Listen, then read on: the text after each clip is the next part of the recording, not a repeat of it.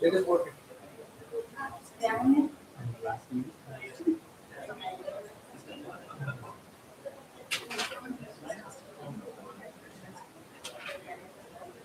It's missing our sections.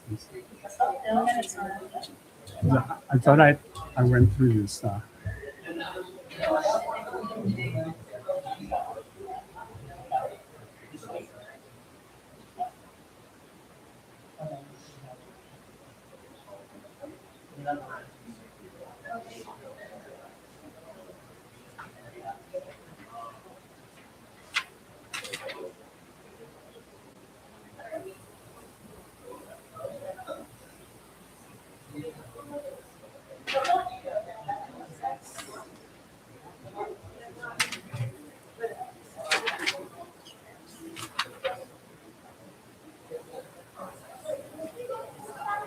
Did you read everything was there? Liz, how are you? Good to see you, sir. Good to see you. Oh, nice to meet you. Nice to meet you. Oh, yes, nice to meet you too. Sorry, I figured I'd say that. Thank you.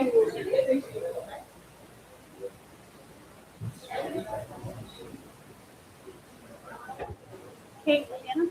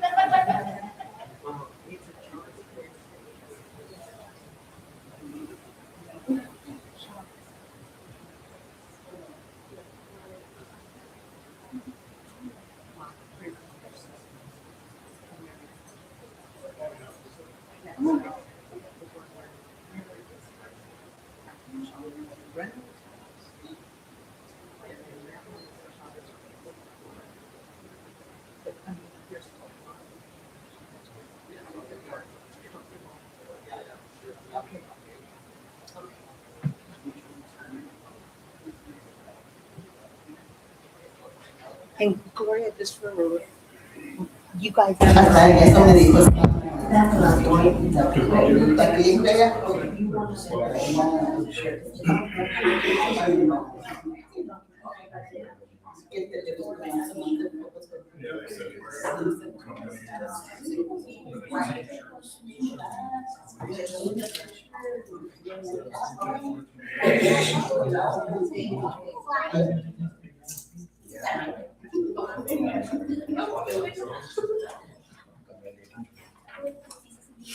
Yeah.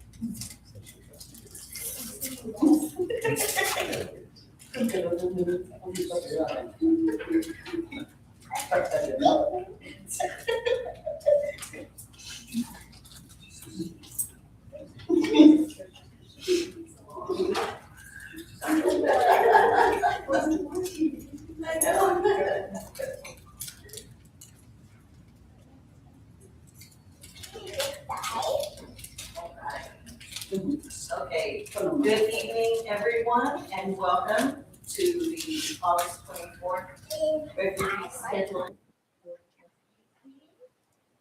It is 6 o'clock. We will now begin the meeting. If everyone will please stand and join me in the pledge of allegiance.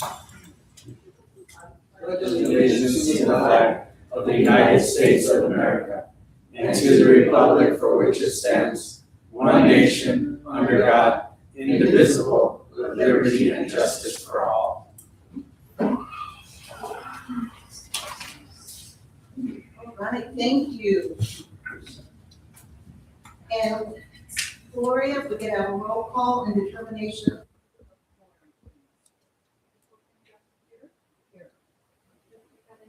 Present. Here. Present.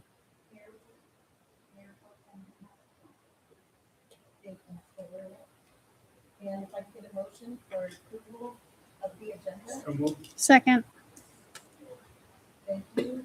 I would like to remove under number 8, new business, letter F, which is approval for historical preservation nomination on Coyote Pacho, the Briggs home.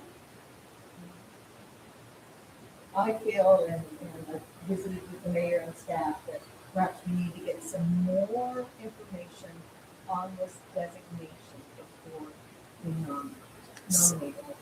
I'll second the motion.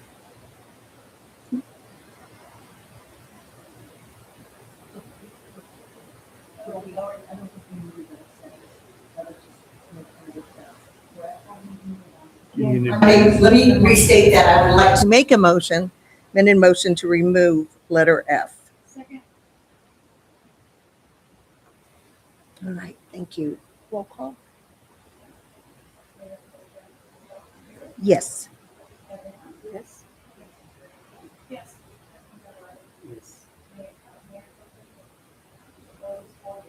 All right. Thank you, Gloria. You can do this, sit up here 1,000 times and you still sometimes forget processes and procedures. So thank you, everyone, for your patience. Okay. Do we need another roll call? We're good? Another one? Yeah, Roll call. we need, the first one was for the approval of the agenda, the second should be for the approval for the amendments, yes, we I've only been here for 2 years. Yeah, we always have to take a roll call when we get ended.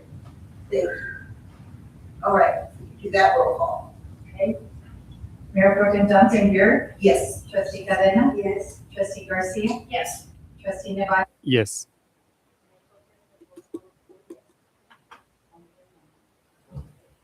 Thank you.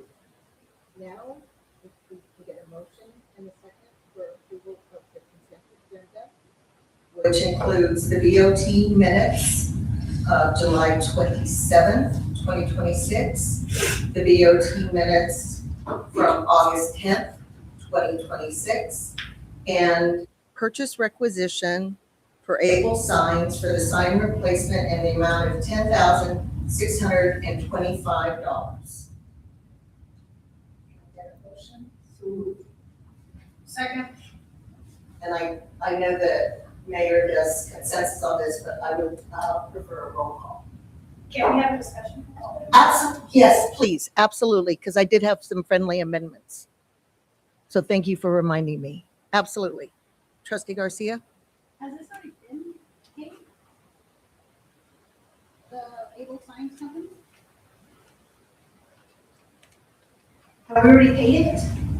What if you have a purchase requisition? I'm sure that has been paid. I can go check for you to see if it was paid to accounts payable. If you want to know, I can go check. Okay, just for the next time, if we can have the accounts payable other place say that it got paid or not paid, please. You want that listed on from now on? Yes, I'll please. tell the mayor. Thank you. Thank you, trustee.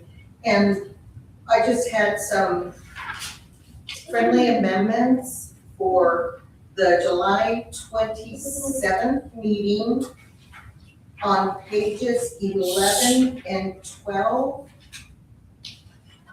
for Board of Trustee Committee reports and comments under Trustee Garcia and Mayor Pro Tem myself.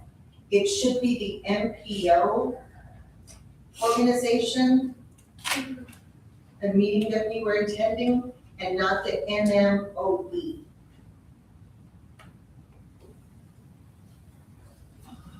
That's all I had. Anyone else have any? Thank you, Gloria. Yeah, you get a roll call? Mayor Pro Tem Johnson Burris. Yes. Trustee Cadena. Yes. Trustee Garcia. Yes. Trustee Nevaeh. Yes. Mayor Pro Tem, we have the roll call is 4 yes. All right, thank you. Now moving on to presentations.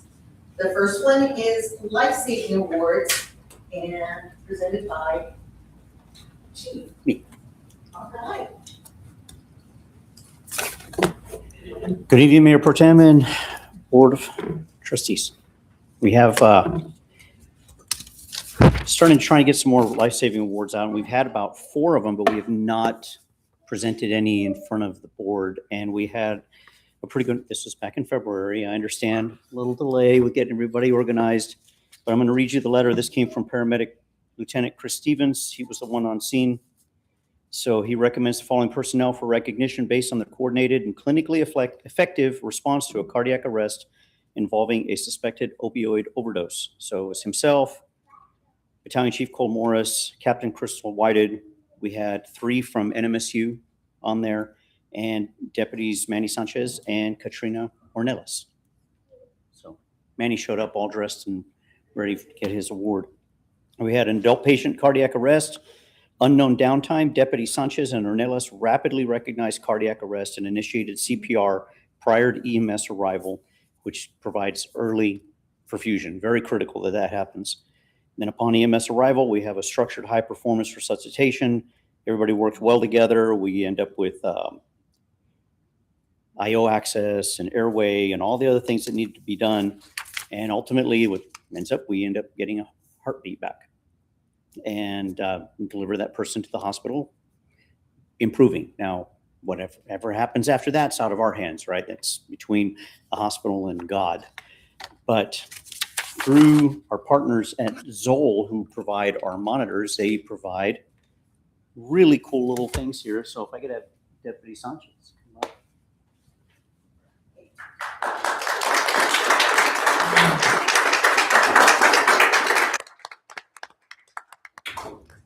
It takes a lot to step in and put your hands on somebody else when they're dead. Yes.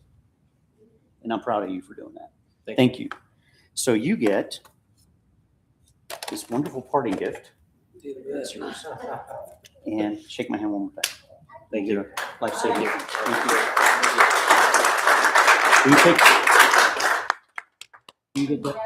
Yeah, I can Katrina's for her. Thank you. Thank you. So they also send one for the crew. So we have one for our crew. We have one for their crew. We have one for NMSU's. Right now, we have 4 of these team hanging in our station since about the last year. So pretty happy with that statistic. Obviously, the manufacturer of the equipment happy because we're using their equipment and they can say we've had this many saves. So anyway, hopefully we'll be seeing more of these. Thank you. Thank you so much. I'm gonna put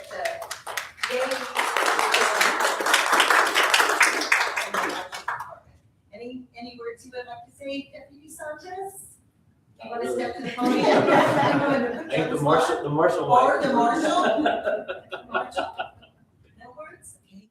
Trustees, would you like to comment on this very well-deserving award?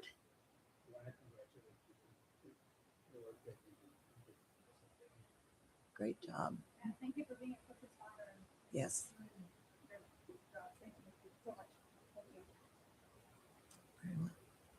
All right. I'm very pleased and kind of surprised, and Mark, you gotta tell us every time it happens. So we- Yes, ma'am, I understand that, and that's my failure. No, it's not a failure. It's For us, it's just, it almost feels like it's every day for us. It almost feels like it. So when the awards come in, I'm just giving them to the crews, like, hey, good job, go hang this on the wall. And then we had the one with the marshals, and just like the letters we get from the public, right? I want to celebrate those things more. And I say that's my fault. So it is absolutely, it's my fault. It's all on me. So I'll do better. Thank you. I appreciate that. I can use all the help I can get.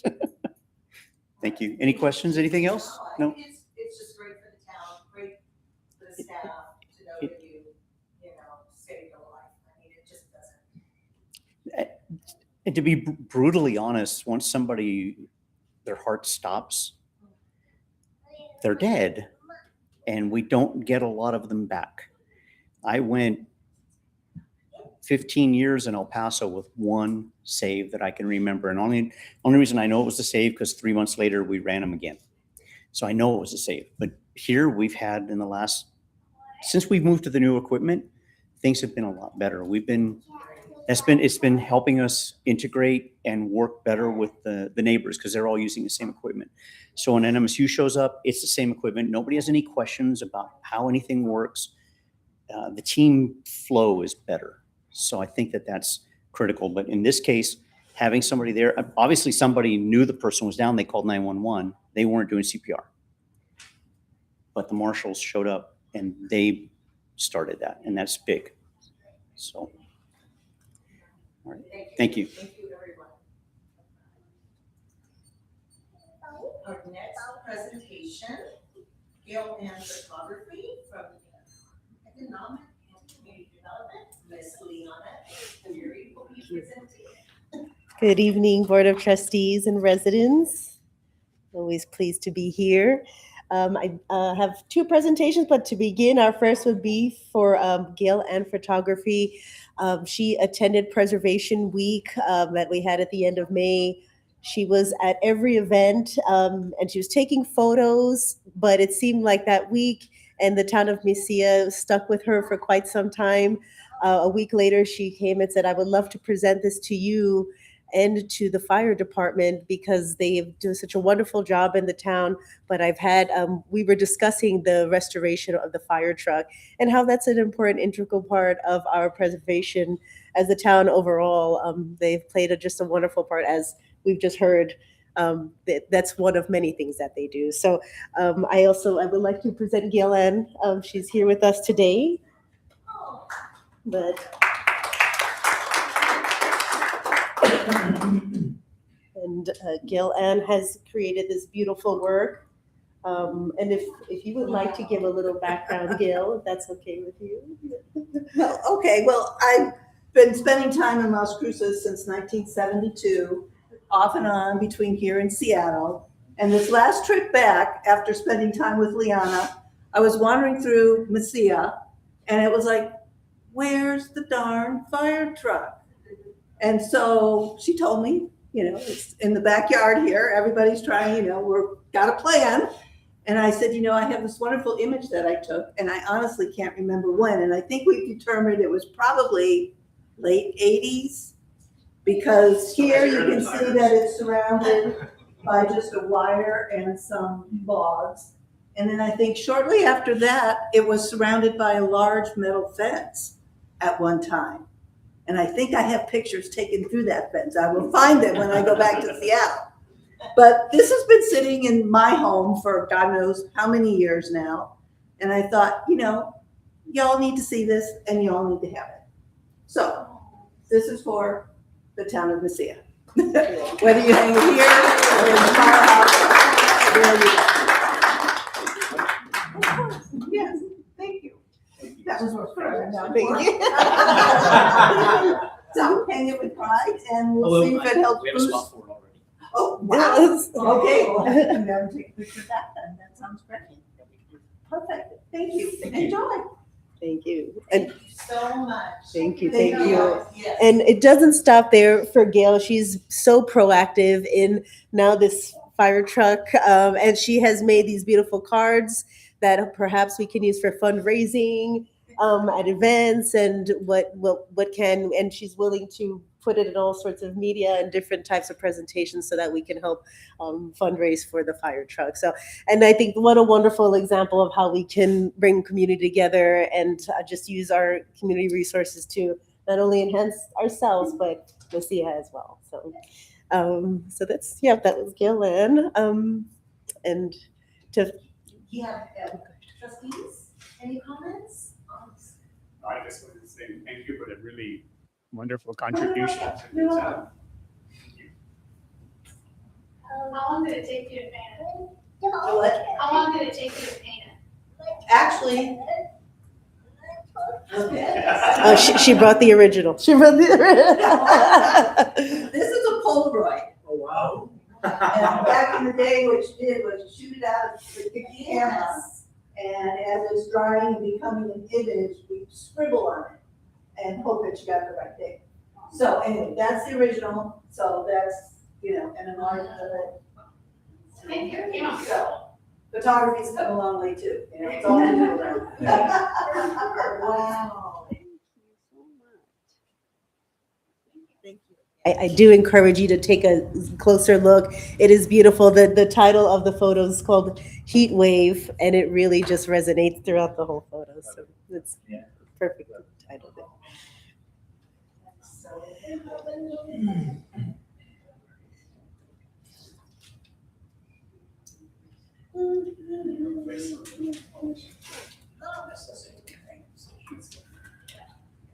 Okay. Thank you so much again, Gail. You're welcome.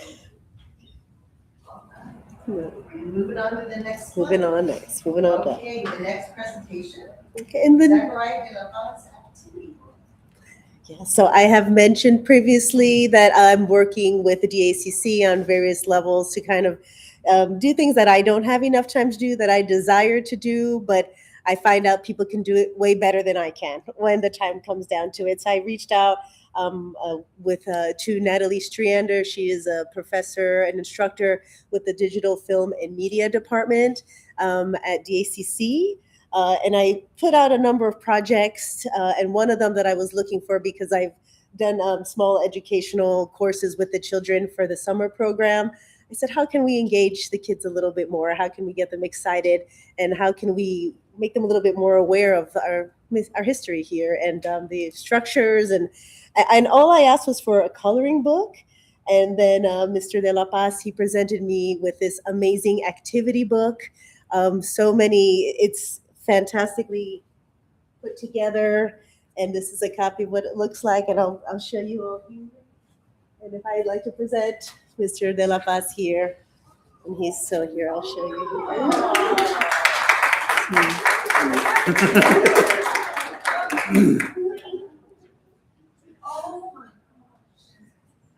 Yeah, he gave us activities, he gave us crossword puzzles, he gave us the history of the town.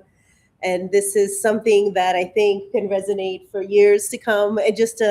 And what a wonderful work. And I'm so thankful for him. And I'll let him.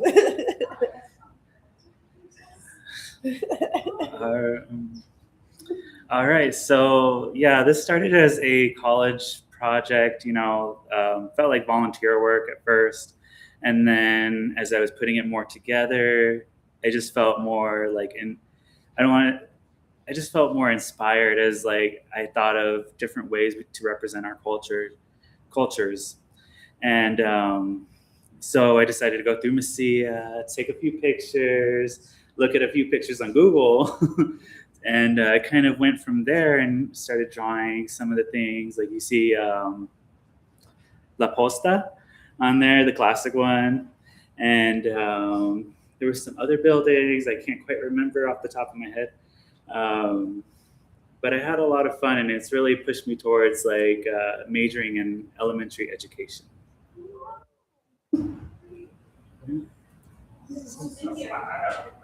Yes. Which one doesn't belong? Is it the snowman? Yes. Well, maybe depending on how you build the snowman. But yes, I'm very thankful for Zachariah. It was a beautiful work of art. It was distributed to 35 children during the summer program, and they absolutely loved it, enjoyed it. We're so excited to receive it, and I don't think I could have done this without Mr. De La Paz. So thank you. Well, the thanks is all to you guys. Oh. I wouldn't have been able to think of all that and be inspired without it. Oh, thank you. Yeah, let me open it up to the trustees for comments and questions. I mean, it's a wonderful project too. It's customized to this guest. Yeah. I read about it myself, and it's it really contribute a lot to the art. Yeah, and I was also thinking, not to interrupt, that it wasn't just like for the youth. It could be for adults, elderly. My father-in-law, he colors in it. It could be used by anyone.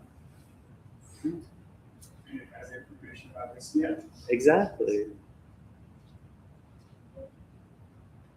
It's beautiful. I think it's a keeper for sure. So thank you for doing that. Thank you. You know, a lot of stuff from Mesilla that people will relate to. And it looks like good Christmas presents for grandbabies. Yeah, that's what I was thinking too. I was like, I need to get 10 copies for my family. Yeah? Yeah. Well, thank you. Yes, I was actually thinking about doing more and maybe doing some on Amazon here and there. But yeah, I definitely went for Mesilla. We have those PSS. Yeah. Other topics. Yeah. Well, thank you. Thank you. Okay, so, you did this as a college project? Yes. Right? So could we look, then we would need to look at maybe getting some grants to maybe get more printed up? Or putting it in the budget for things? Absolutely. Yes. Absolutely. Sure. Yeah. And with the ones I don't know if that's my choice to No, make, but I was just yeah. like, No, it is something we're definitely looking at. And also with these that we have on hand, hopefully in kind of selling some of these to create a budget so that way we can continuously be producing these for the town. And as even, not only for children, for everyone. As soon as people see the book, they say, oh, can I have one?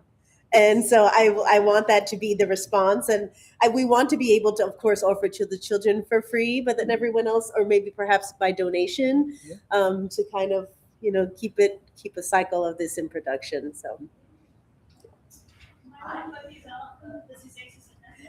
they will be, yes.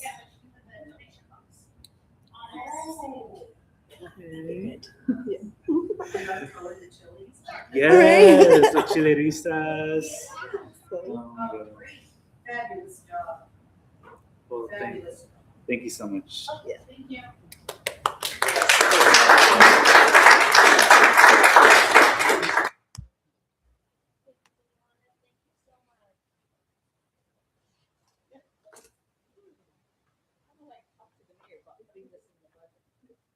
Are hiring Mr. De La Paz as a temporary Contractor, making all these decisions.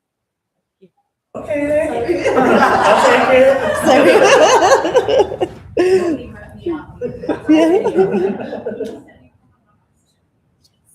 Yes. Any other requests? Okay. Thank you. All right. Next, staff updates and staff comments. We'll start with, you already know, the Marshall Department. Thank you. Good evening, Mayor Pro Temp and trustees. Again, I want to congratulate Deputy Manny Sanchez and Deputy Katrina Ornelas on the award they received. Deputy Sanchez, we need to look at getting him another one because he had another save at Andales of a child that was choking. So at one of the future meetings, once I get that going. I want to thank you guys for approving the 2 new hires at the last meeting. Didn't get to do that since I spoke prior to that happening. New hire Lopez is finishing FTO on day shift and he'll be moving to graveyards next pay period.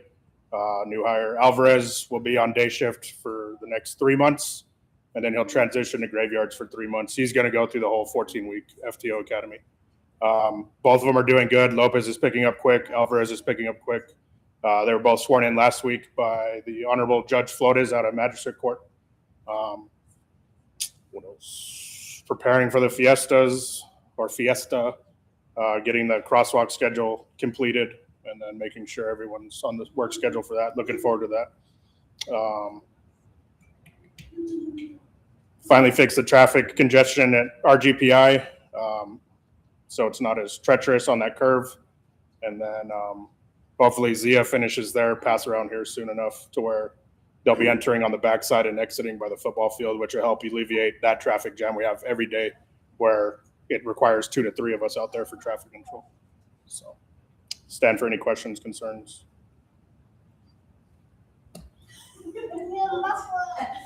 Just like I go first, you always go first.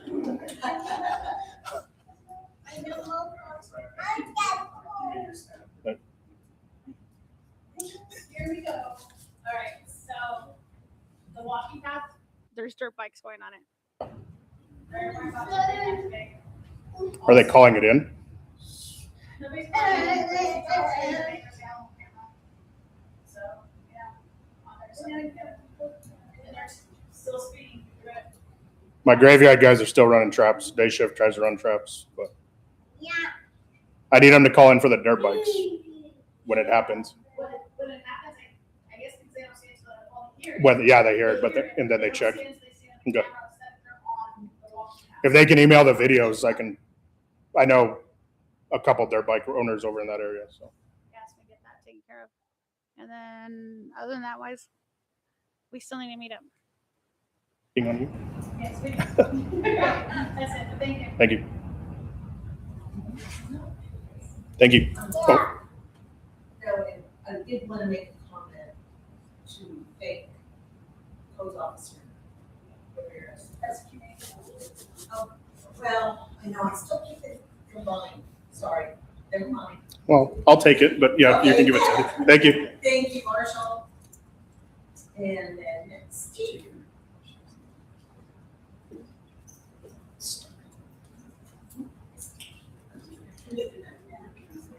Good evening, Mayor Pro Tem and trustees. Not a whole lot happened the last couple of weeks. We've had, still waiting on the agreement with the county to get signed with their changing of titles. Then they lose access to everything. So then they have to be retitled. So like interim fire chief lost all his access to sign everything because he became fire chief. And then assistant county managers became interim county managers and they lose access to everything. So we're waiting for that to get done so we can maybe hire some people, which would be great.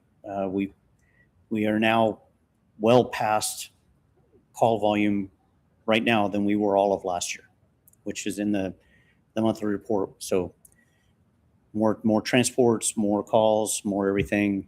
And it's be nice to have some people, more people. But other than that, things are going pretty well. The academy, the new cadets are doing well, although one got hired right away by city. So we lost him right away. Hopefully he'll come back. And I don't have anything else to report. I stand for any questions.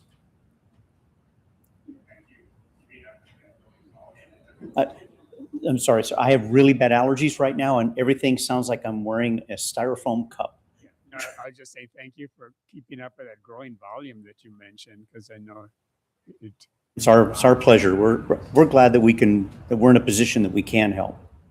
So it's helping out the county while they're getting their staffing up, and they've already added an extra. So their agreement, because they're county employees, was easier to do.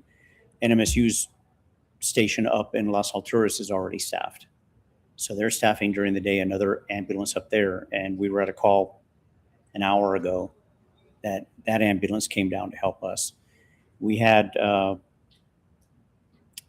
auto aid agreement worked out really well for us. We had a call we were on, and another call happened in Mesilla while we were on it.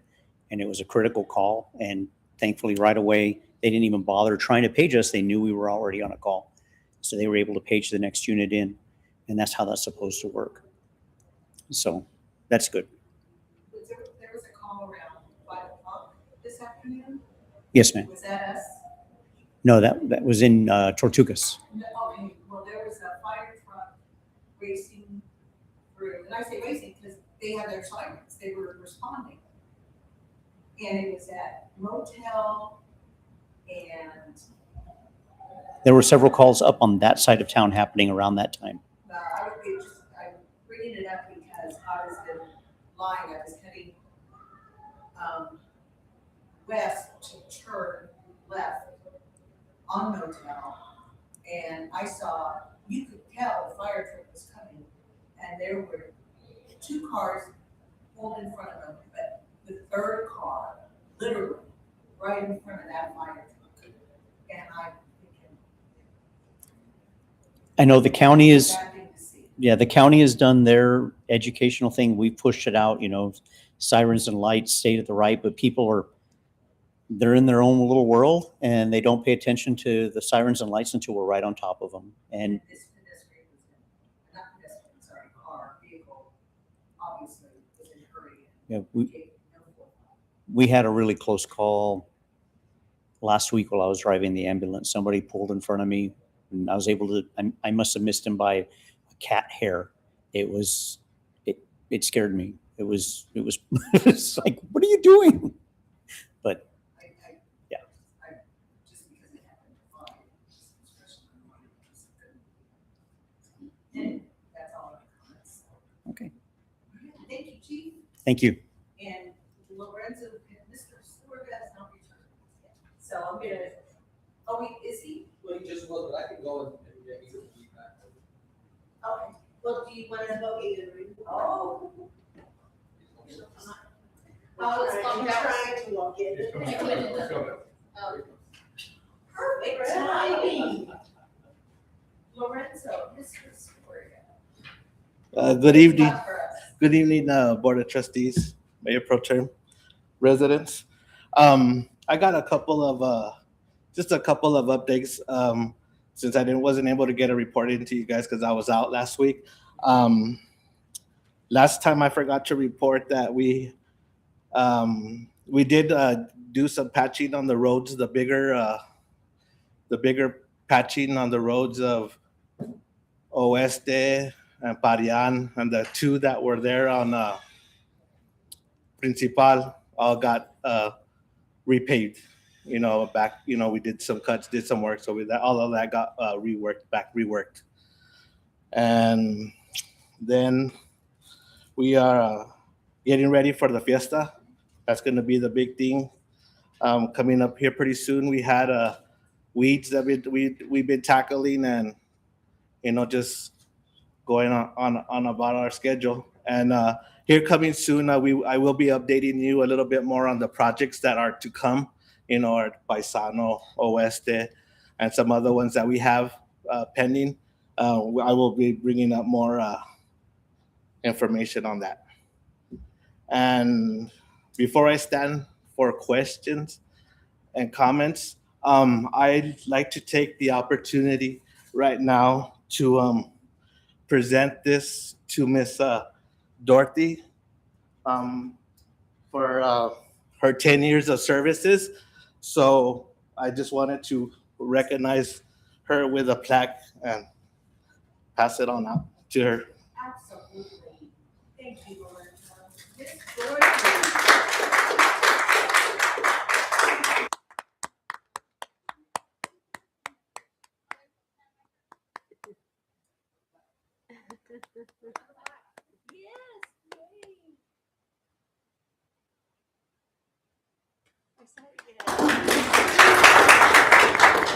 And I stand for any questions. I thought something was going on. Comments, questions? I just like to congratulate you and thank you for the years of service to the town. Thank you. Of course, I have several questions.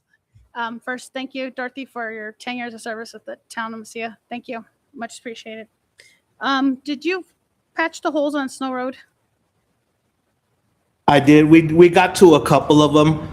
We might not have got them all, but I do have them on a list that I've been going through. You know, that we're gonna tackle a little bit at a time here. I did have to order some more patch mix, so I'm waiting on that. And I know you're not responsible for the university.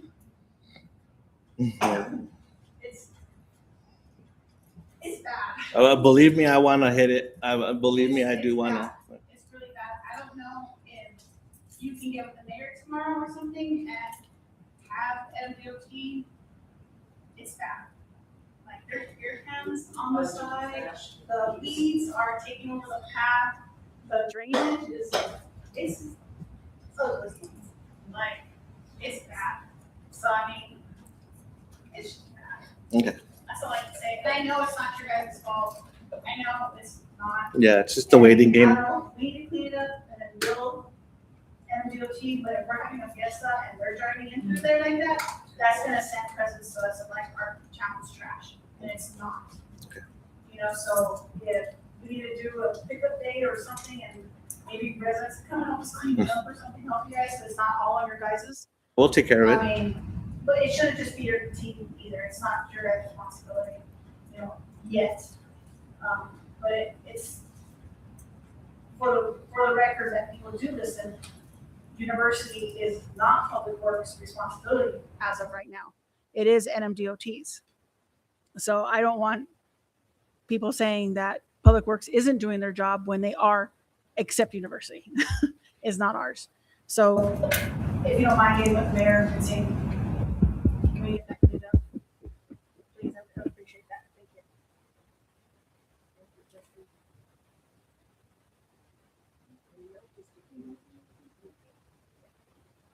Thank you for doing all that.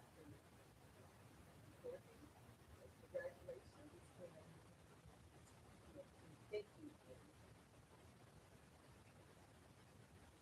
All right, Mr. Salazar. Good evening, Mayor Pro Tem Johnson Burek, trustees. Eddie Salazar with the Community and Economic Development Department. Just going off real quick on the report that was for last month. We had a total of 9 businesses licensed that were issued, 5 zoning permits that was issued, and also 4 zoning administrative permits that were issued. The projects right now, what we're working on, the highlight right now, the concentration is on the 16 de septiembre. We did have a meeting last week. I believe it was Wednesday. We did talk, with all the department heads were there, just with our community events coordinator and the mayor were there. And then, it seems like everything, as far as, marshals and the fire and public works, they've all have already spoken with Ms. Dorothy, and that's all in order.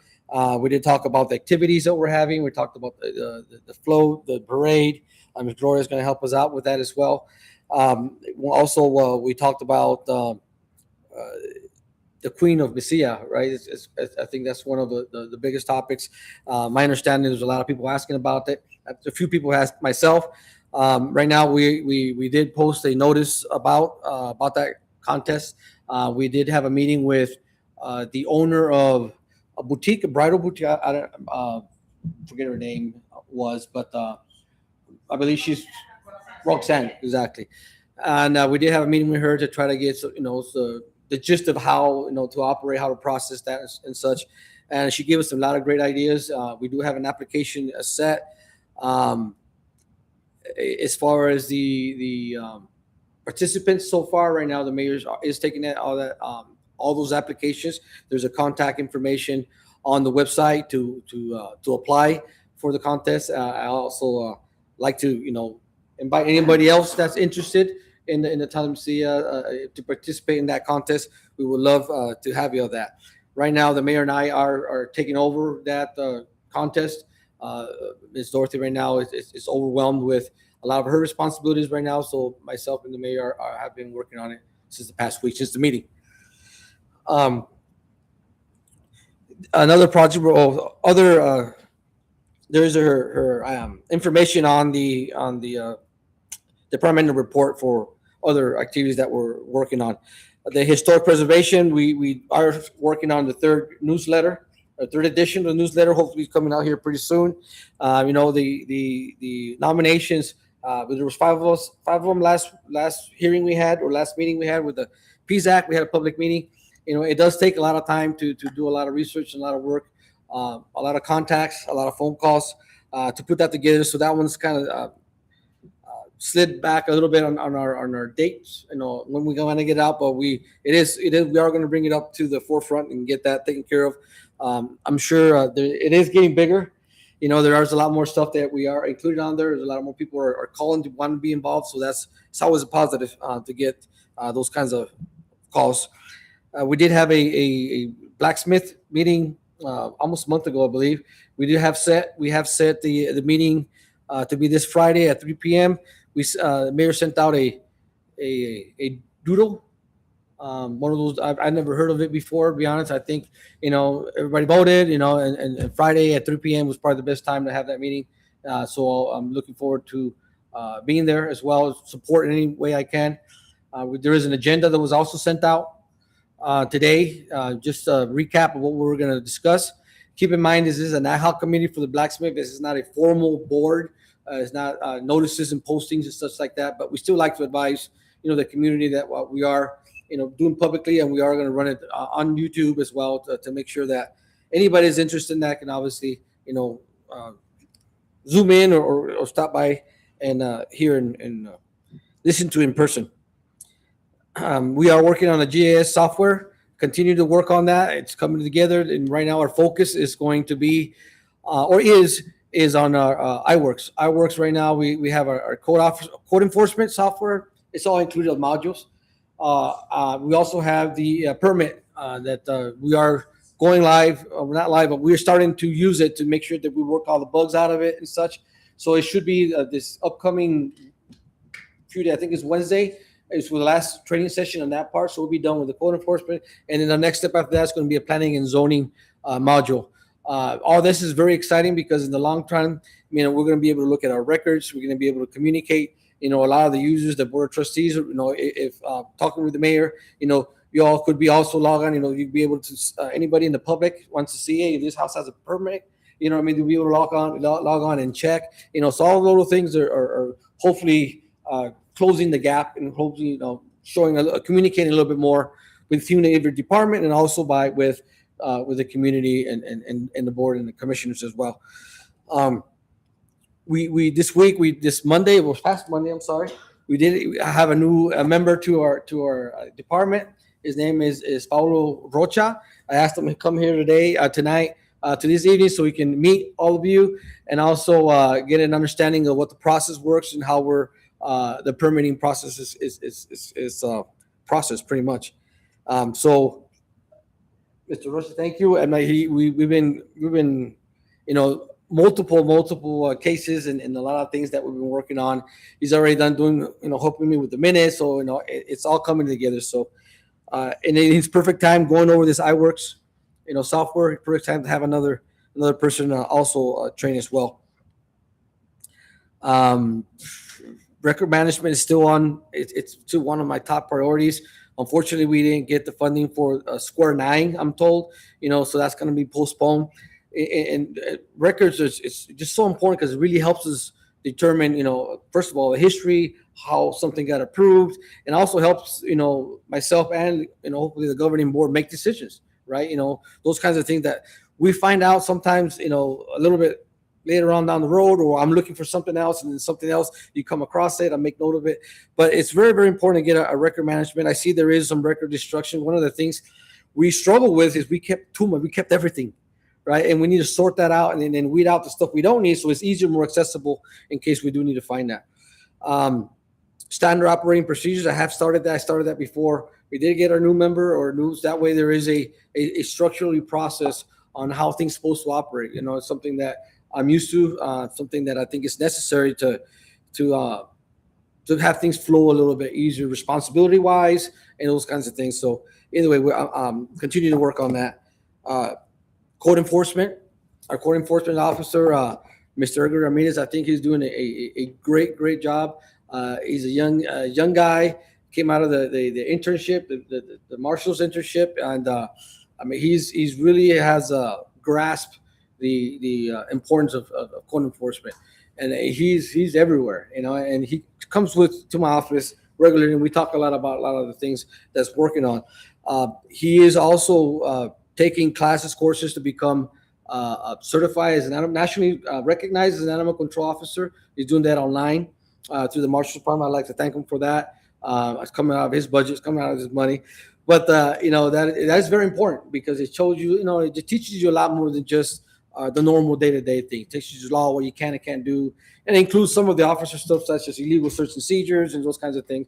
So it's good, and he's halfway there in between his school, between his work, and doing his classes. I commend him of doing that, and he's doing very well. Events, I mentioned we had those meetings. We have the festival. A couple other things I just want to bring up. There is going to be some discussion later on regarding the political signs. I know that was put on there. I already had made some note of that because the code enforcement officer is going around and noticing some political signs starting to go up. And right now, currently, our town code says, and we'll talk more about that. But anyway, we would need some direction on that, and hopefully we can resolve that soon, so that way we can allow, our people running for, our candidates to be, recognized or be advertised or the whole election thing. I try not to influence or disrupt that. We do have I received a message through our message portal, our contact through Mesilla, and there is a reporter from KRWG. They had a NMSU email, and basically, she was asking about the lights in the street lights in Mesilla, Avenida Mesilla, and the purpose of the lights and why are they yellow and why are they look the way they look. I couldn't answer that right off the top of my head without going through, who knows how many hours of minutes to try to decide, is there a purpose for those lights to be that strategically, or is it historically, or when did they go in? Those kinds of things. I was kind of wondering if anybody had any information on that, to please let me know.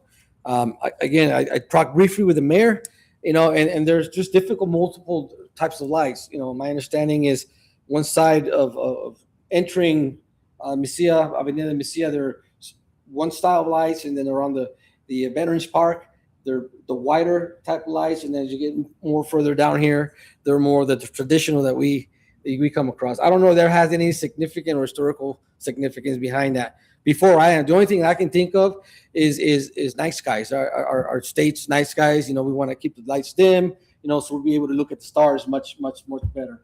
But other than that, I didn't want to, again, give any information specifically to a reporter if that was something that I did not know of or included. Anybody got any questions on that? Please let me know. They were put in, and also she got funded by legislators too. I know Cervantes gave us money for it, but then I gave us money for it. There's skylights. So if you look a little bit further, I want to say about 10 years ago, you should be orders on them and who helped us pay for them. Okay. But they does have to do. They only gave us the money the longest. It was during the skylight, hitting our ordinance, making an ordinance, and something else on it. But yes, we paid some of it, and then we got legislative to pay So that happened around the same time that we worked on the night sky ordinance? And then we funded, not the DOT? Okay. DOT did not fund it, it was either we paid some of it and we got legislative to pay some of it, because I remember going down there to Santa Fe to get some of it paid for. And I remember talking to Cadena and so as well too. So I want to say it was before COVID. So it was done before then. And Yeah. those lights for this the same thing as a plaza. So All right. look around there, I can ask again, but you should be able to pull the purchase orders on them. And you can ask Miss Cynthia right there. She would probably know, yeah, she would know the dates on it. Am I correct, right? Cervantes and Cadena paid for some of those lights?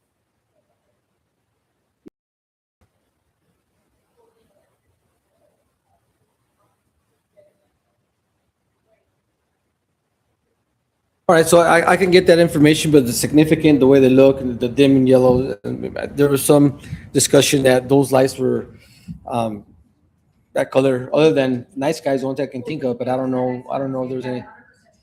I think it also kind of gives the town more of a historical look, right? They're more yellow, like a real flame, like a lantern, you know what I mean? They maybe, but again, generally, I'm used to having, municipalities having they're having an elected or an appointed person to make comment to reporters or the media, right? And then I want to make sure that I wasn't going to overstep my authority to a reporter or anything like that and giving information that it's not verified.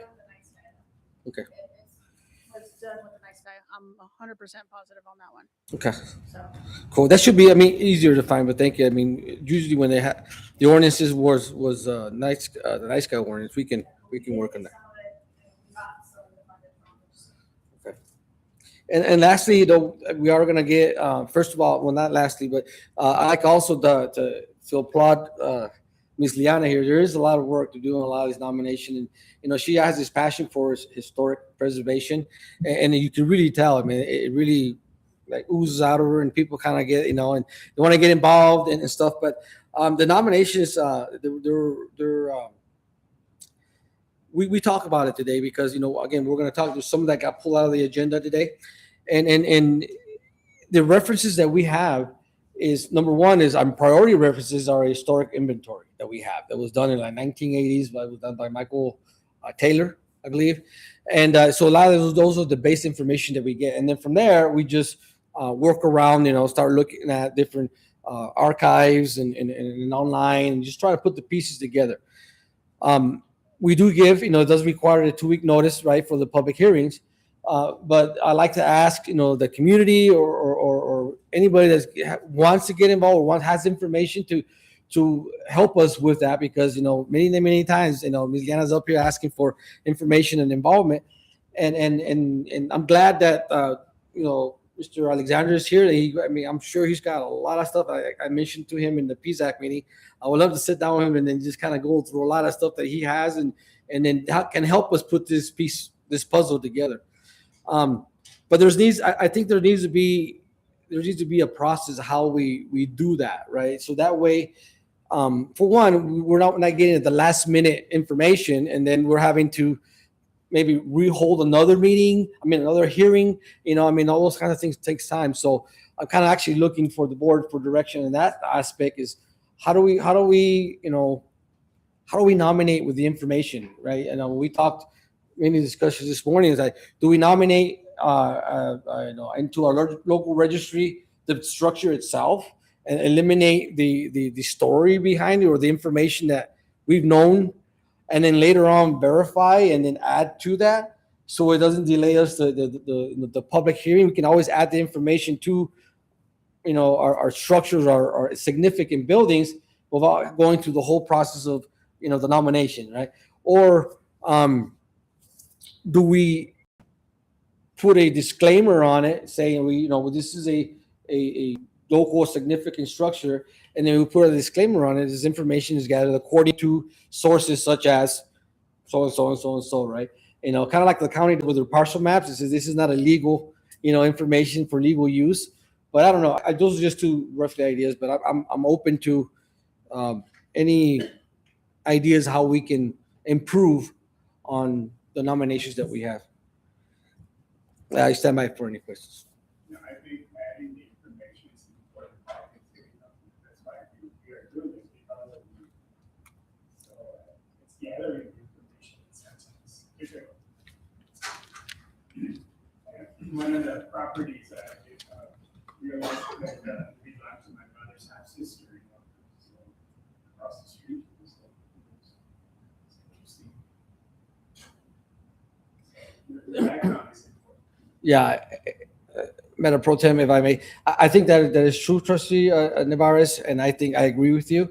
You know, so the information is, a lot of it is word of mouth, right? And we need, how do we verify that? And that's why I mean, so, you know, we add the disclaimers according to, we want to take these stories, but if you don't have any documents or anything like that, it's going to be hard for us to, well, the board will determine that, you know, what information will be on that, you know, and on that registry, on that stuff. So anywho, I just kind of wanted to bring that up, you know.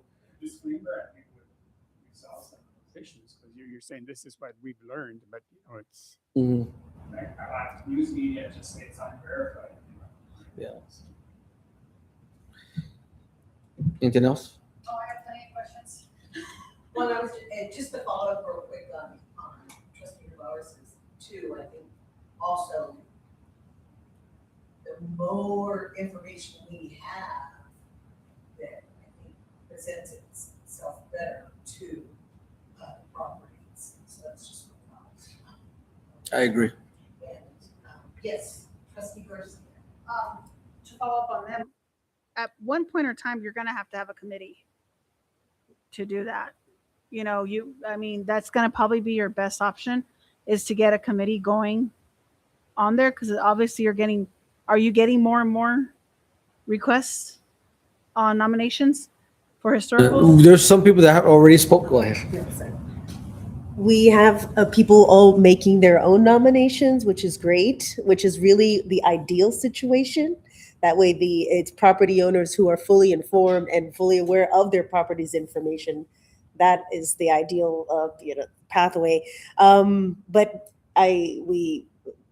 Trustee Garcia, we 100% agree. This has been my thought since the beginning, that we need a small committee of knowledgeable residents and historians to kind of come together and fill in the blanks. You might want to get one that's already been approved as well on the committee, so they can back up what you guys are saying, like it's not hurting it, it's not, everything on there that's been approved, so you have that support with your committee saying, you have one that's approved, you have one that you guys are going after for, or anything on there. I'm pointing at Mr. Alexander there. I mean, I'm more than sure he'll join the committee. He has plenty of time. Just joking, Mr. Alexander. But I'm just saying, if you were to get locals to go in, I mean, your work's going to be overwhelmed, for one person. But that way you can have that committee to come in and help you, or point you to the direction of who you need to talk to, or, to help you out somewhere on there. So I would try to get a committee going on, but not too many people, because our blacksmith committee we go off track big time. The more people you have, the more you're going to keep going off track. The smaller, the better, or change it up every 3-6 months, change them up, the committees, so that way you can get feedback from everybody and not just the certain ones on there. That's just my opinion on it, but I would form a committee.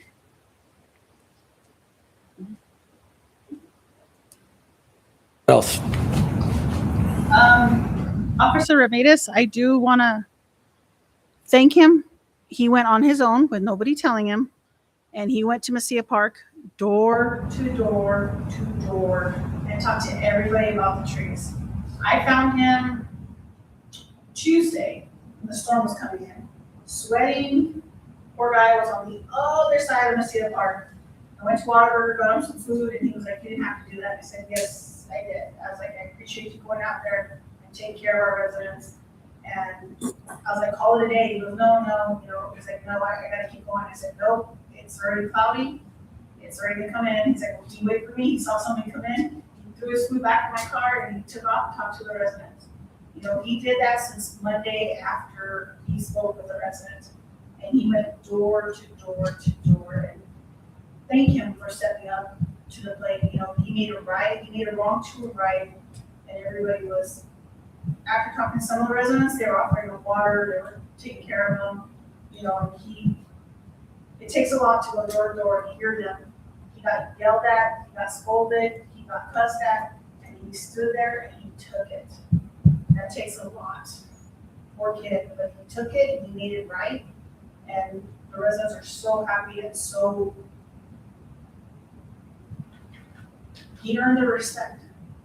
And it takes a lot for doing it on his own doing that, I appreciate that. The parade wise, how many floats have we gotten? I'm sorry? The parade wise, have we gotten any floats coming in or? No, whenever we asked her in that meeting, she was gonna get numbers for me. I don't remember. How many? Yeah. Do you have any idea? I didn't ask her. I'm gonna say, yeah, she wasn't ready to, or she didn't have that information available. And I failed to go back and ask her how many total we have, but yes. If we can advertise more about the parade on there.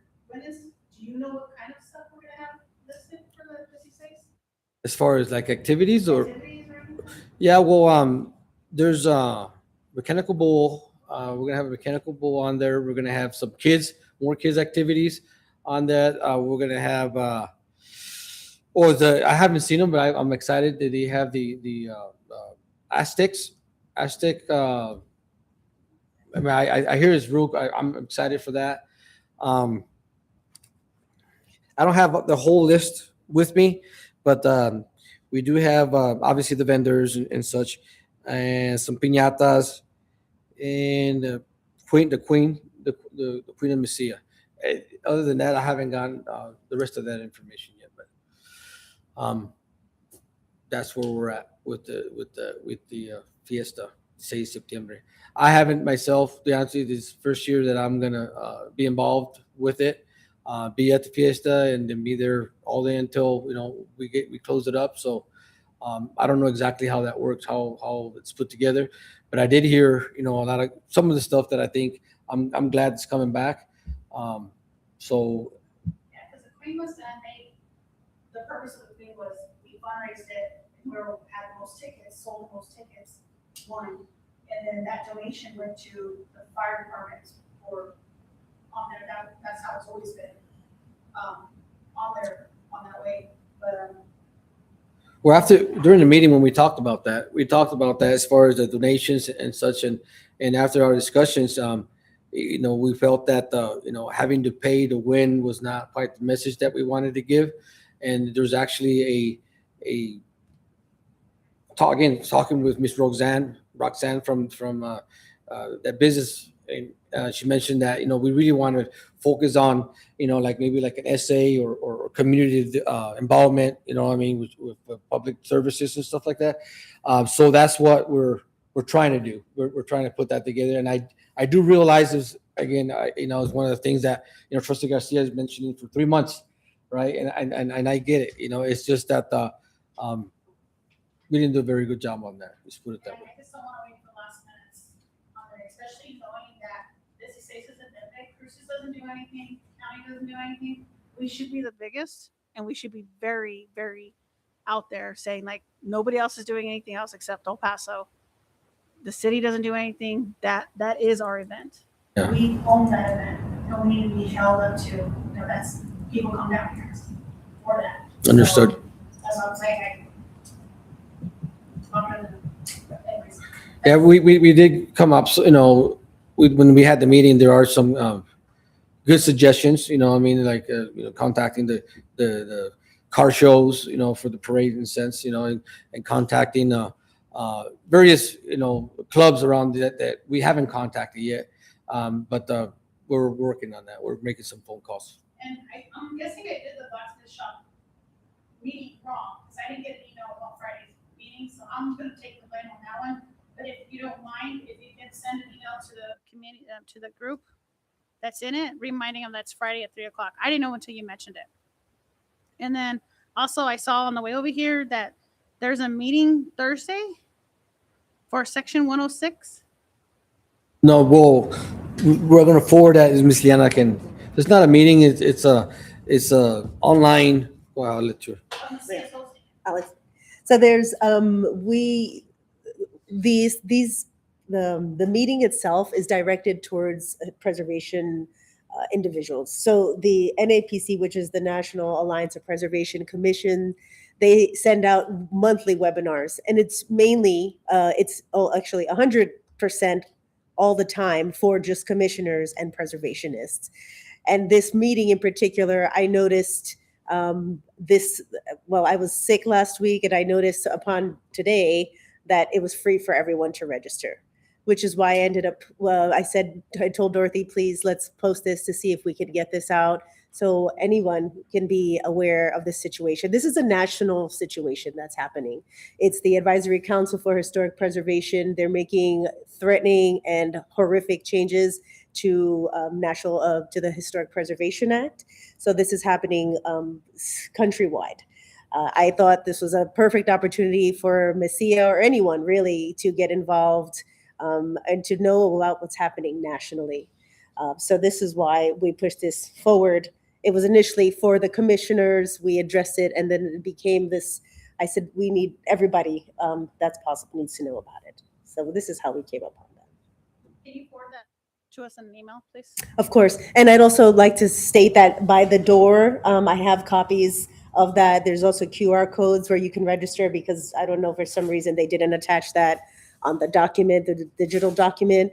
But I do encourage everyone, and although it may not be affecting us now, it will affect us later or the future generations. It's quite horrific to see what's happening. And this is coming from the current administration down to the Advisory Council. So right now they're in a review process for this, and there'll be a time for public comment, which is why another reason why I wanted to put this out there with I believe and they're not sure when it comes to situations like this. It seems public comment has been just shorter and shorter and shorter. It used to be 30 days. It's been down to 15 days, down to a week. So it's really just a matter of acting as quick as possible to write to your congressmen, your governors, the legislative officials. And just to kind of touch upon that, I've received a scholarship to go out to Washington, D.C. to speak on behalf of our town for historic preservation, which was really wonderful. And I'll be on Capitol Hill kind of advocating for us, but I'll also be advocating for this Section 106. It's huge. It's a really big thing. So yes, of course. Yeah, thank you.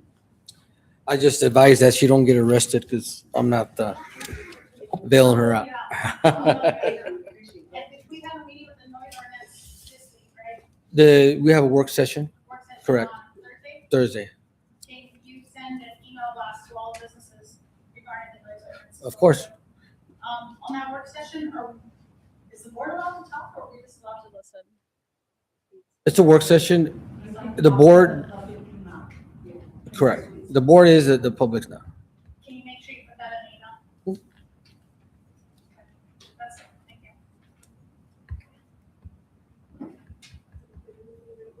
Thanks, that's a lot going on, and appreciate you doing all that for you.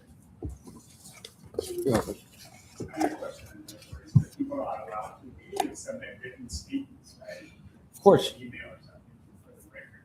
Yes. Yeah. This is, my understanding. It's going to be a work session for the board to put hopefully some ideas together and move forward on that. And then the public hearing, we'll submit those. Whoever has, we're getting quite a few. So we're already putting them together, so that way, whenever we do have those public hearings, you all will have, in advance, would have all those concerns and stuff like that. But for now, while we're having the work session, you still want to know their concerns. So that way, we kind of, when we're working at it, we can also include those in there as well. So yes, the answer is yes. Because it is generating a lot of some interest in Mm-hmm. That's what I'm pushing to make sure you send it out to the business owners, and let them know, give them a deadline for their opinions on it, so that way we have it before the work session. I appreciate that.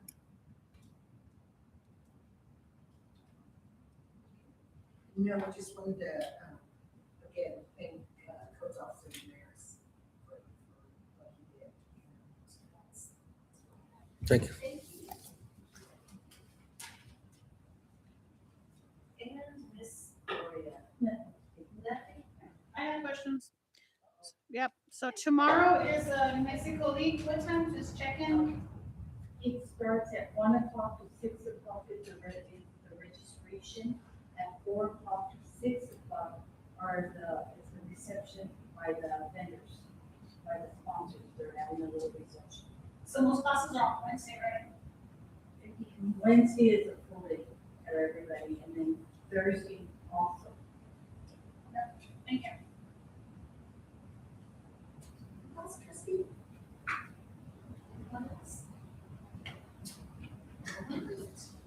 Moving along, new business. Letter A, approval, resolution 2026. We haven't done the public input. Thank you, everyone. Get that right to it. Public input on the cases. Public is invited to address the board as allowed. 3 minutes. Yes, If ma'am. I may, we did receive some correspondence that the mayor, I won't read it in, the mayor did not read it. It'll be in our packet, it'll be in the minutes. They'll be included, also that they're on record, all the correspondence that we have received. Okay. All right, thank you, Gloria. Okay, public input on the cases. Please. Yes. Please state your name for the record. Chris Alexander for the record. In regards to historic preservation, it's the most essential part of it is the accuracy of the information that's presented. The consequence that the town of Mesilla could face would, by providing inadequate or wrong information on any of the listings that we have, if they are incorrect, could affect our holding on the National Register. And we have got to maintain that holding at all cost, period. And I think there's going to be an opportunity coming up to address what's going on. Nominations definitely need to be supported in the community. We just have to make sure that everything is exactly right. There are some applications that have been put in that just need minor word adjustments, things like that. And I think the town is going to possibly have the opportunity to have different opinions entered from different organizations, such as the Doña County Preservation Historical Society. They would like very much to be involved in trying to help the town of Mesilla in direction. And I think we should entertain the idea of drafting a letter to the Doña County Historic Society. They, upon receiving that, would respond to it with the town on what they could do, but they need to be officially asked to participate. And I think that any of the nominations that are currently on should be put on hold until everybody is on the same page as to what should be required, what we do have, so that we can protect our historic significance. We are one of the most historic, we are one of the most historic communities in the United States. And we have an opportunity to come to the front lines with our history.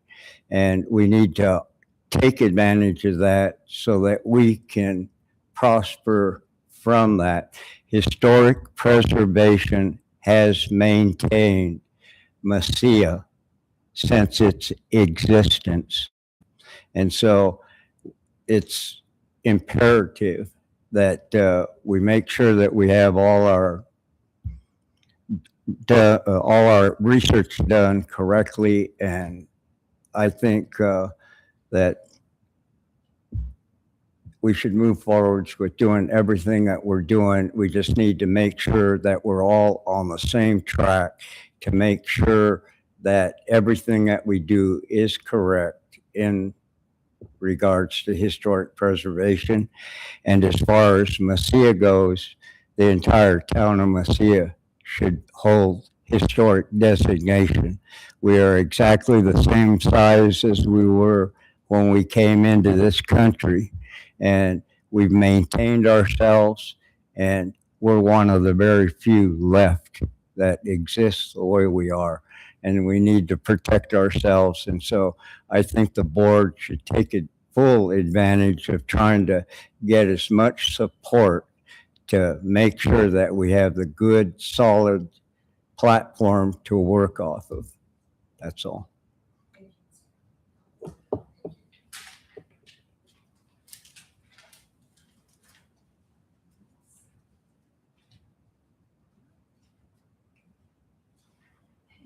New business, letter A. Approval for resolution 2026-42, destruction of records. May I get a motion in a second? Moved.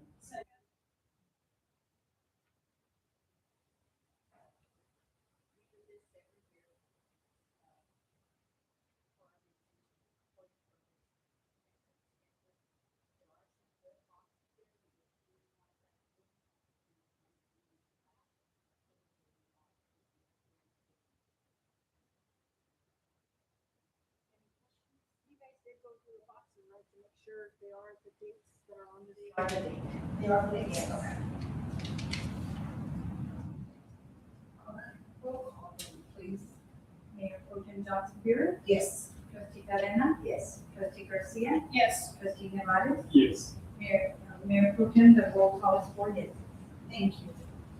Next item, letter B, approval resolution 2026-43 for the Water Trust Board for, I believe, the design for the year. Can I get a motion in a second? Second.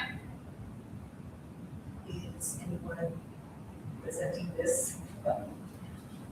Oh, I can. thank you, Miss Cynthia.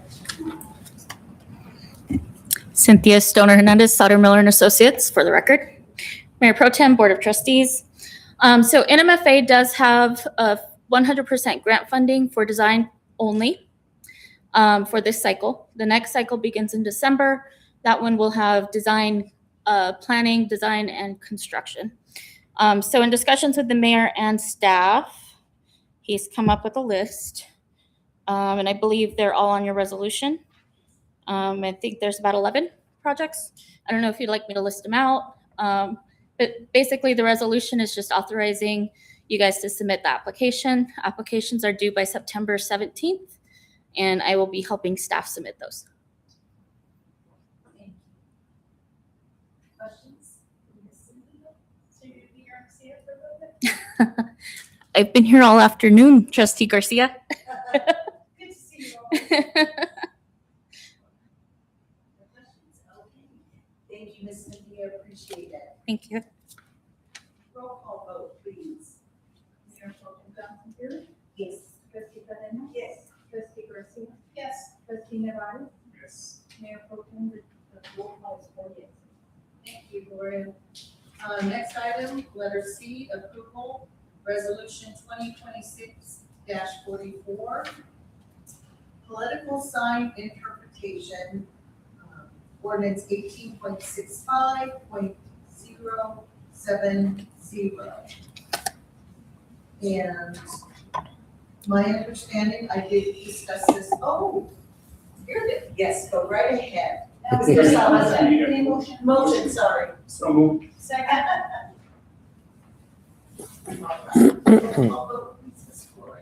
Not yet. No, he's gonna give it, guys. He's gonna give it to. Good, board, you want? Thankfully, we've got personnel, EMS. Thank you so much. Too hard to say. Thank you. Yes, Mr. Salazar. Yes, the mayor, I spoke with the mayor today regarding this resolution. He wanted me to address the board and just to kind of explain what the resolution proposed, why it's there, is because, you know, we are going into elections, right? And I've had a couple phone calls myself that, you know, people want to start to put up signs around Mesilla. You know, Mesilla has a 30-day, you know, in advance, you know, ordinance and such. But we, you know, some questions have come up. Trustee Navarez is another one that mentioned is the early voting, right? We have early voting that doesn't, I don't think our code really has considered, or I don't know if that changed when that early voting has been there forever, or maybe, you know, we're gonna, you know, address, you know, this issue with our where a signage, political sign, differently. Like, you know, I'm imagining myself is that they have this dirty sign because they don't want to have signs all over Mesilla, you know, way in advance. You know, we are very critical of a lot of our signage here in Mesilla. So, but this one here specifically is to allow, you know, or interpretation from the board, what, you know, what a pertinent election means, you know, what to kind of help interpret the code as what does it mean, I guess, in a sense, you know, what do we do? I mean, what do we stick with the 30 days? Do we go with 60 days? Or do we copy what the county is, which is 90 days, right? A lot of times we are in the boundary of Mesilla and the county, perhaps, or maybe the city of Las Cruces. And one side, you know, their signage is allowed, and the other side, you know, signage is not allowed for 30 days. So we just want to make sure that we get direction from the board, because my code officer is already taking signs down, and some people are starting to get upset, right? So I want to support him if that's what the board needs or wants, is to keep the 30 days, or this resolution again is to interpret or help us interpret what the pertinent election is. Do we include 30 days before the early elections, or do we keep the 30 days for the actual elections? So again, I stand by for any interpretation, comments, questions that I might help.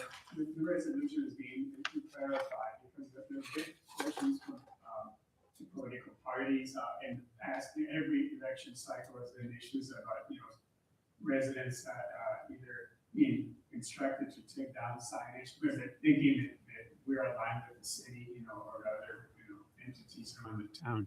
So it's just to kind of avoid it. I mean, the last election cycle, there was a neighborhood, I guess, they went around and actually confiscated all the yard signs. So we're trying to just clarify. For this year, this is going to be the permanent election is early voting. That's Correct. And Mayor Pro Tem Johnson Beer, you are correct. Trustee Garcia, you know, the last election cycle, we did have a lot of we had a lot of illegal signage, you know, due to the way the code was written. And then we want to make sure that this time around we're ready for our community needs and, you know, our board direction. So that is why this resolution was drafted. Again, the mayor, you know, was going to go through this today. He kind of helped me to help explain it. But I'm sure you all have read the resolution and have any comments or questions on it? Yeah, no, I mean, I think it just makes sense that it would be 30 days prior to the first day of the vote because people like to vote. So that makes sense, that the candidates all have a full 30 days to place their signs, But I don't think we need to extend it myself, and I don't think it's necessary that we match the city or the county. It's never been a thing. And I think that our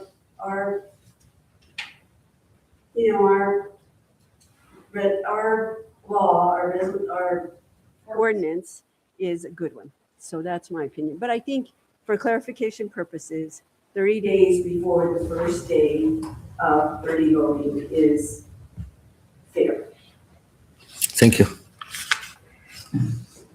I have to agree with Galena. Trustee Galena is 30 days before early voting on there. I wouldn't do any earlier than that as well too. Yeah, because we have our like 30 days before the election, which, I mean, early voting people won't see it, but I would have to say 30 days before, or for the first day of early voting, I wouldn't go any further than that, but when we do change it, if it does pass or doesn't pass, we do need to let the county know. Because the county had it, we were the same as the county and the city, I think, 90 days or 60 days. And I kept telling people, no, Macia's 30 days before election. So if it does update, we do need to let the county know update, because they do blast it. Like when they can put their signage and stuff up there. So that is very important to let the county know on that. What any changes that happens. It's only to 30 days.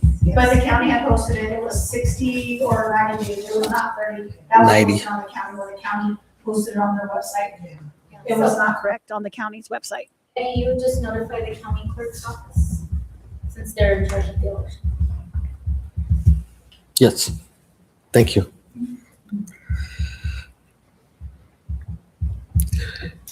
Trustee Hurlock, any comments, questions? You know, I think the resolution is really meant to clarify, what pertinent means in this case of, in this particular instance, it's only early voting. It's not extending it by 90 days or any other, it's still the 30 days, but pertinent is key to clarify. Correct. What it means. And it'll be of assistance Assistance to the candidates and the candidate campaigns and the political parties to have their information. So they also advise people when they can put up their signs. Good. Just to Mayor Pro Tem, if I can add one last thing, is whenever we do see signage that are not or too early or in violation, it's hard for us as a code enforcement department to contact who put it there, right? A lot of times you gotta try to find out what number to call the political campaign for that specific candidate, and it's difficult to find out who put it there. If you do find that number, we've tried calling before, and it takes them 2-3 days to get it. So it's easier for us to remove the sign, hold it, and then give it back in case somebody is looking for it. I know it gets expensive, right? And I don't want to, obviously, again, disrupt any kind of, so that's a practice, again, looking for advice on that. I have a comment because I was guilty of that in the past. And so I just had a knock on my door and say, our ordinance is this and this, can you please take it down and then you can put it out. That signs aren't confiscated. They're just the homeowners informed, please take it down so they conform with our ordinance. Because that's what irritates the residents is when they take it out of their yard. And these do cost money, and sometimes the residents are donating money to get a campaign. Sure. So it's better to contact the resident and not necessarily the campaign, and or their address like they did with my house, and say, take it down into so and such a date. Correct. With the ones I'm talking. Correct. All right. I'll speak with our code officer and explain that to him. But I'm referring to a lot of them, the signage that are not on private property. There are some signage, like there was a banner up here last cycle, and we were to take it down. The owner showed up. It was like, they thought we were putting it up. We're actually taking it down because, again, it can't be in the right of way. The public right of way has to be on private property itself. So again, I'm talking about the ones but again, I will make sure that the code officer does contact the owner of the properties. If there are larger signs, you contact the campaign. Sure. The yard signs, I'm talking about the individual yard Okay. signs and people's property, their homes. Well, the, Are you talking about the ones that are on, like, on Town Lucia property yes, signs? What do you want us to do with those signs? yes. Like the ones that put like on Highway 28 or, Correct. okay. Oh, you those got I don't know. They can come down. They gotta come down. They're not on private property. Yeah. That's what you're saying, is that you're Right, gonna remove the illegal signs. Correct. right. And then try to get a hold of the campaign so that they can use it. And I'm even saying, I'm thinking, though, even with the codes officer, can you imagine stopping at every single resident that has a yard sign in the wrong, I mean, and they're not home from work or whatever, I mean, do we want him, I mean, do we want our codes enforcement officer for 30+ days to be, I mean, let's say 60 days, because they put it up 30 days early or whatever, to keep going back to the resident and saying at 6 o'clock in the evening, because they're not home all day? He can put a note on there Yes, saying, no. you know what, please remove the sign to so-and-so date, please remove it in the next 24 hours. Or have an official memo and then actually take it. Like a out, put it template at and the just put- door. And then Something so that they're not, because I can't see our codes enforcement when he's got to be doing other things, right? We need, and so I think we need to make it a little bit easier than going and talking to the resident, is that to put us, either pull it out, put it at the door or something with a label saying, or a thing from you or the mayor, right, when the town is here, however we want to do it, saying this is not allowed till said date, right, and just write in the date. So that, because otherwise, he's gonna be doing a lot of running around trying to find a resident, and it might have been the brother that put it up in the sister's house, and Yeah, exactly. I just rather hold the resident responsible for taking that sign down, because if the sign breaks, or he's taking it off, and it breaks, or it bends for any type of reason, they're gonna blame the code enforcement for it. So I rather him go to the door, tell them, please remove the sign, if they're not there, put a note, you know, with his name on it or whatever, say, please remove your sign, they're not eligible to be up until so-and-so date, please remove it within the next 24 hours. He's telling them, he's documenting it, it's not taken off within the 24 hours, then we remove it. But for him to remove it and put it on the door, if he breaks something, something happens, who's gonna be responsible for it? Yeah, you really don't want to walk into somebody's door with a sign. For that one reason too is there's no probable cause for you to go into the property if your sign's outside, right? Other than to make contact. Yeah, so I totally agree with that. So we'll make a note. yeah, something like that, but if they don't take it down, then That's if there's no 24 hours. I guess what I'm saying is if because election years it gets crazy, and there's a lot of people that do a lot of things that are not supposed to be doing, and we want to be ready for that, right? So I just want, again, the direction. Thank you for, Trustee and Garcia and Trustee Nevares on some of that, Cadena, and but if they don't take it down, our codes gives the officer discretion to up to 30 days, no more than 30 days to fix a violation, right? So if you don't take it down within 24 hours, do we give them a ticket? You can't, because it's not fairly enforced. That's what I'm saying. It's just, you just, You have to follow whatever. correct. So just want to make sure. The other option is to educate the public, because, I'm going to contact the political parties themselves that contacted me about this, if this passes. So they're aware, they can advise their candidates and their campaign workers. Well, I'm glad. I mean, Just that's what we need to do, is educate the residents. Sure. of the city. It's confusing because they're thinking they're gonna follow the city or whatever they see other signs. But if we educate our residents, we need to step forward to do that. okay. Because they get it in their packet when they're elected on there, showing them what days they can put signs up. So that's why I said, reach out to the county and let them know that this is when they can put signs in Lucia, and they should be forwarding it to the candidate that's running. So that's why I said they get a packet. We all get a packet that are elected, or when can we put signs up? It just happened when I saw the counties, it stated that we were with Town of Lucia, it said, I'm like, nope, they're like, well, this is what the county said, yeah, but we're not county, we're Lucia. And it's 30 days before. I told several of them. That's why I said it's communication again with the county on there. And then like Okay. Trustee Nevada says, we can always post something on at the, where everybody likes to meet at the post office, you know, and put it on there saying, remember, you know, signage cannot go up, elected, voting signs or election signs can't go up to the state. You know, so, The other thing is that it could be included on the town's website, if there's a possibility to. As long as we're giving proper notice to the population, the residents. Excuse me, when we were doing the elections locally, it was in our packet. So the candidate knew when they could start putting their signs up. Yeah, that's locally But the, that was yeah. a few years ago, quite a few years ago. I saw this here in the county.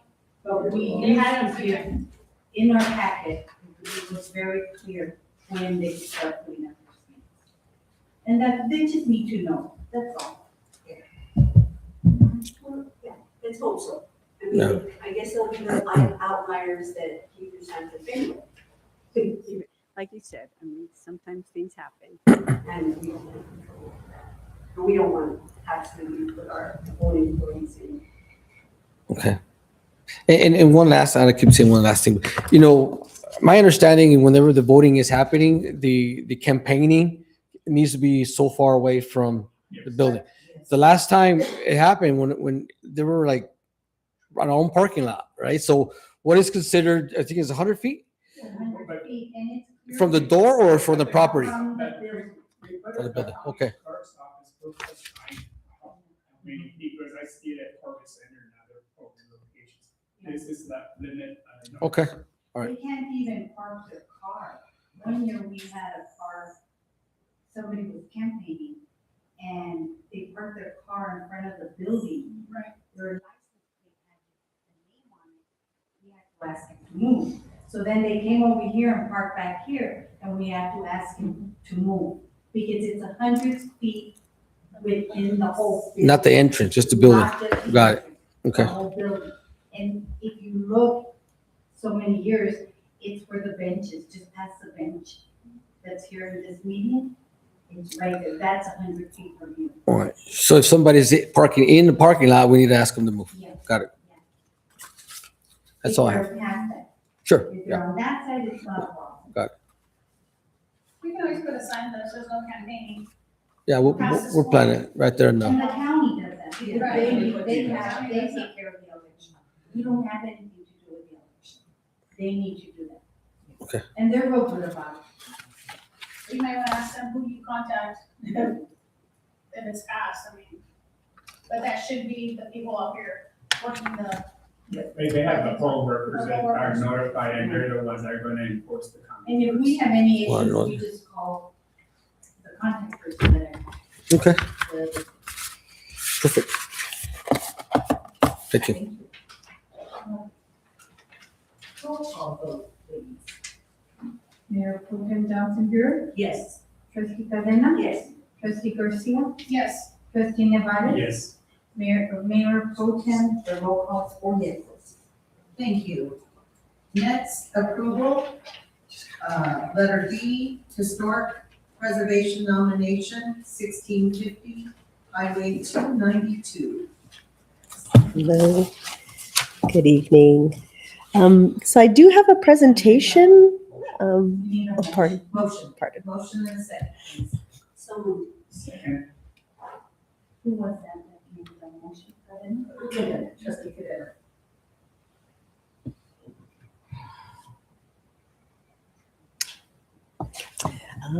Thank you, trustees. I do have, and Mayor Pro Tem, I do have a presentation. I can go through this, but and I'll be, I did have a kind of small, hold on, I'm just gonna make sure this is, thank you. And I'd like to reiterate that the majority of these properties that I'm nominating, that the information is coming directly from the National Register that was approved and that we've been following for the past 46 years. However, as it's come to light that a lot of this information is incorrect. So I've been questioning myself, and something I will bring to our state historic preservation officer is, what do we do with this? Because we're talking about accreditation, we're talking about how can we continue and to ensure that the information on this register is correct when it's been kind of noted that some of it may not be correct. So this is just something to think about. And it's defined, this is what has defined our National Register for the past years. I also wanted just to quickly mention also the Section 106 meeting. It will be at 11 a.m. Mountain Time. It states 1 o'clock, but that is Eastern Time, and it will be recorded. So there'll be another opportunity to view that if you do miss that. So thank you for your patience here.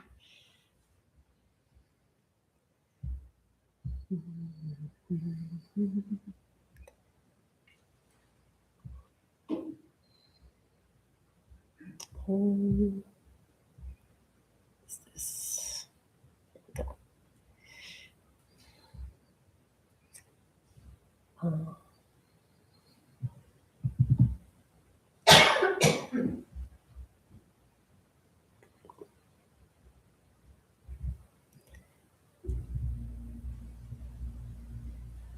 right, here we go.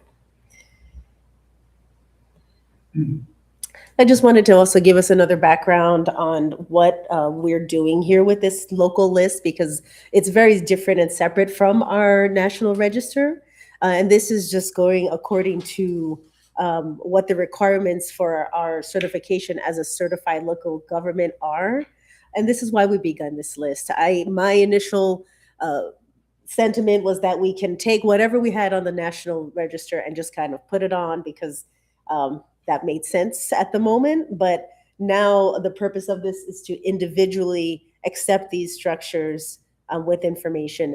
And traditionally, nominations, what we're looking at here for a local register is whether a property is in fact historic or not.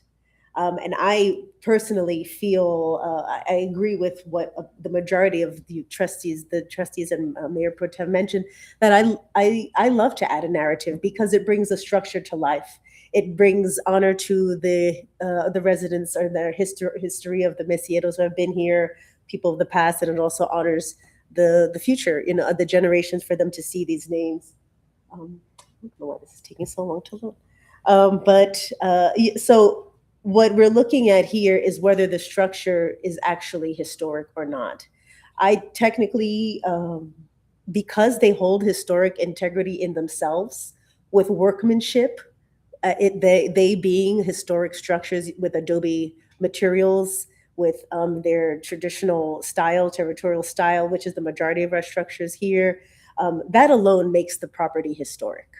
Now, adding this additional information lends to another layer of preservation, which is called association, when you're associating with a family, an important individual, a town individual. So there's various aspects to a historic property. And in these nominations that are taking so very long to load, that I don't think it's going to happen, that they are to highlight, you'll see, I want to give this information, to fill in these blanks, but as standalone structures, regardless of the additional information, they already are. And the determination is based on this information here. So that's one thing that I would like to remind you and to make note of. It's important. So I can proceed. This kind of seems like it doesn't want to cooperate, which is unfortunate. But just the main difference between the National Register and our local designation, as I mentioned, it's a requirement for a certified local government. The National Register really is for recognition, along with the state registers, mainly for recognition. You're also able to get things such as state tax credits when applying it towards rehabilitation, if the structure itself serves a public function. There we go. Okay, so here we are. And these are, let's see what happens here. So there's, okay, this one did not upload again, but we'll come here. So we have as I mentioned, there's a few nominations. There's two that have been tabled, and we'll move on to those. And I rearranged this, but I don't think this is reading the newer version here. Sorry, not tabled, omitted, to remove. Thank you, that's the proper. And then one wasn't happening. Yes. Thank you. But with that, thank you. But wrong words. So just to follow up with what I was stating is that this Town of Mesilla Historic and Cultural Register, legally binding, which means the decisions are made by PZAC and ultimately the Board of Trustees, whether the structure is historic or not. And that is the defining and deciding factor to add it to our Historic and Cultural Register. The 1833 Mesilla Town Code will govern what is appropriate as with regard to design review that is required. So when being placed on our National Register, it is already what we are putting into practice, and what has been put in practice for these past years is we regulate what the exterior, any work done exteriorly to any of these historic structures. And through that Mesilla Town Code, that's where you can view what is appropriate. And it holds, that's called design review, and that we're looking at what is historically correct, what the surrounding features in the neighborhood, what that holds. Additionally, you can't just put your door because it's a nice door. You have to put the door that's attributes to the historic style. In doing this, it stabilizes neighborhood character, and it has the very high possibility of increasing property values in well-managed district. It also brings a lot of pride to us to say that, as Mr. Alexander mentioned, this is how we still maintain our properties. This is how we conduct our history, and we are being true and near and dear to what we hold close to us. And through becoming a property on our Mesilla Historic and Cultural Register, you're able to receive grants for historic rehabilitation, the restoration, and these fall under specific categories under the SOI, a lot of acronyms, but the SOI stands for the Secretary of the Interior standards, and those are guided by the National Park Service. And I do recommend anybody to check them out if they're interested to see what that means. And it really is, it's just looking at design review and maintaining the history, the historic character. And then you can see on the other side, as I was mentioning, the National Register and the State Register. I won't, this is called death by PowerPoint. I won't elaborate too much on this, but no design review is required for the state. No design review for private work for national. So generally, the local Mesilla Historic and Cultural Register will hold more weight, more power over a national or state. Just any questions on that? I would just like to. Thank you. And so we ask, what are the requirements for becoming, to be put on the register, on our local register, or usually the National Register criteria is similar, but it starts with mainly, is the structure 50 years or older? Is it still in the location and the place where the property was constructed or the historic event occurred? Is the design, the combination of the physical elements that create the form, plan, space, structure, and the style properties still contingent?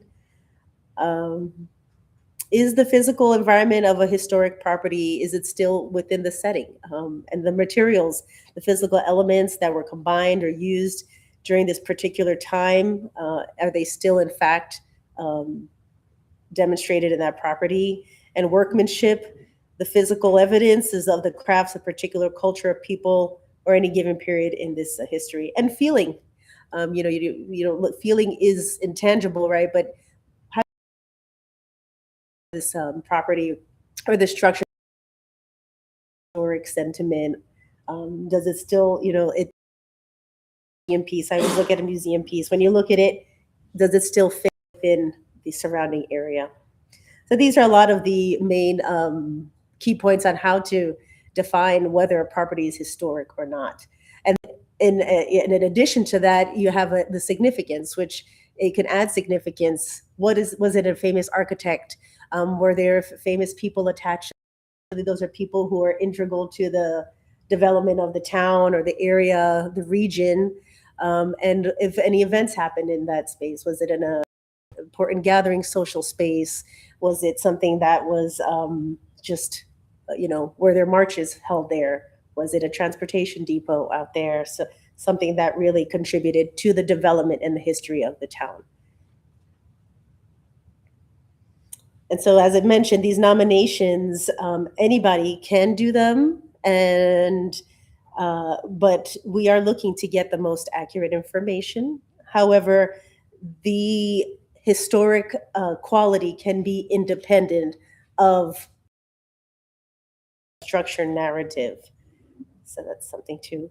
And I put this up because this is the application. If please, you can just scan it, you can nominate your structure. And what is key to this are resources. So we do need resources. Oral histories do count as resources, but to back those up, we need primary or secondary resources, which is usually, archival information, newspapers, photos, data that correspond and to these oral histories. So that's a lot.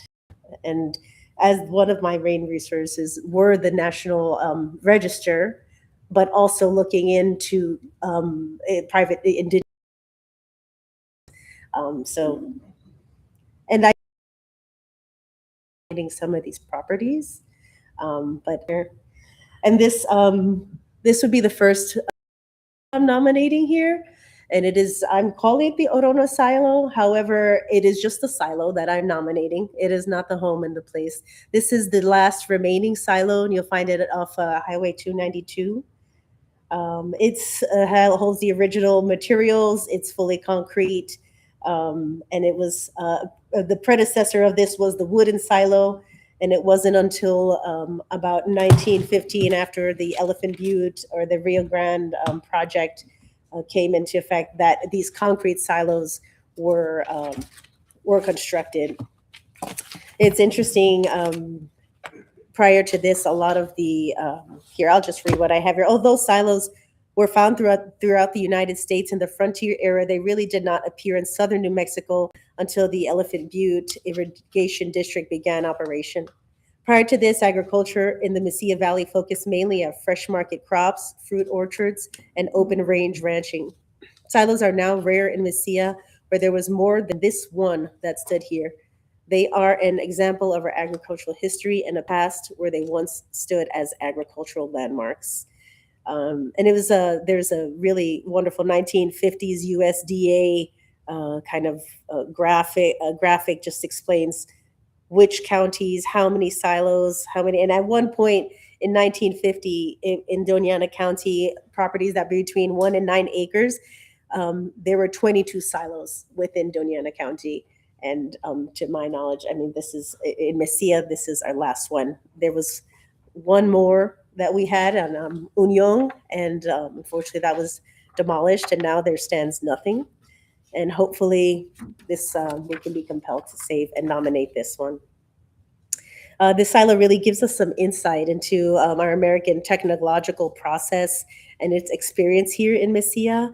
It is a remaining physical reminder of our agriculture history and growth. And the significance, as I was mentioning, it stands still in the same place. You get this feeling, we see this and you get the sense of this was an agricultural town, especially since it's the last one.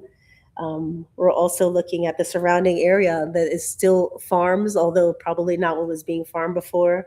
From what I understand, this farm did belong to the Orona family.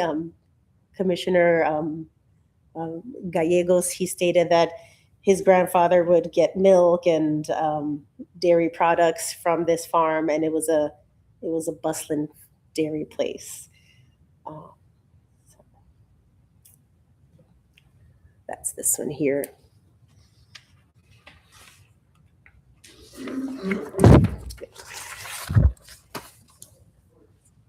Questions? Comments?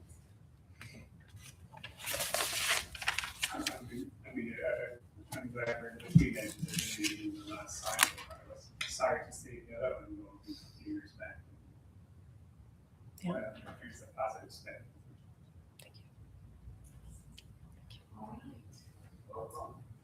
Mayor Pro Tem Johnson Burek. Yes.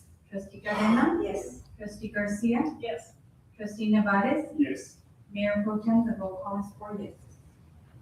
All right, moving on to the next one. Letter E, approval of historic preservation nomination, 2190 Avenida de Mesilla. All right, let's see. So moved. Oh, go ahead. Who's second? Trustee Cadena.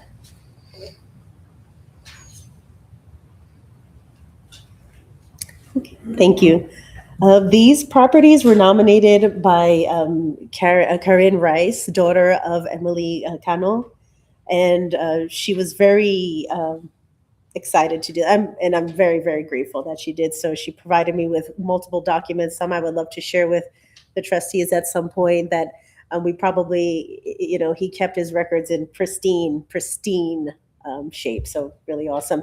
This in particular, because it sits on one plot, we are nominating these 3 structures at once. And I wish my pointer could come over here, but it doesn't. So there's the map here. You could see the Cano house on the upper left-hand side, kind of, but we're not looking at that property. We're not looking at the property closest to us. We're looking at that middle plot that has these 3 properties here.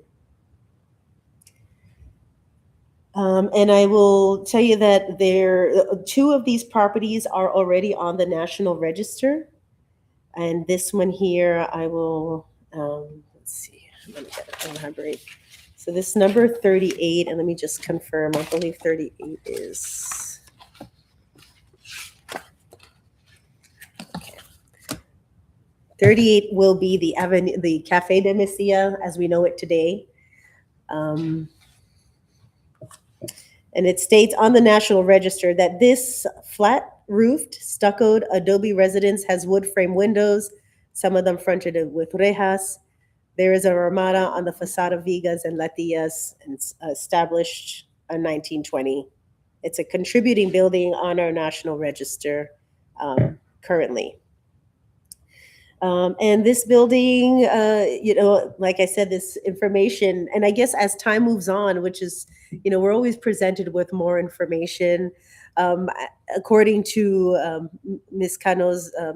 Rice, this building was constructed circa 1932. However, as far as significance, it still retains its architectural footprint. It's still in the same setting.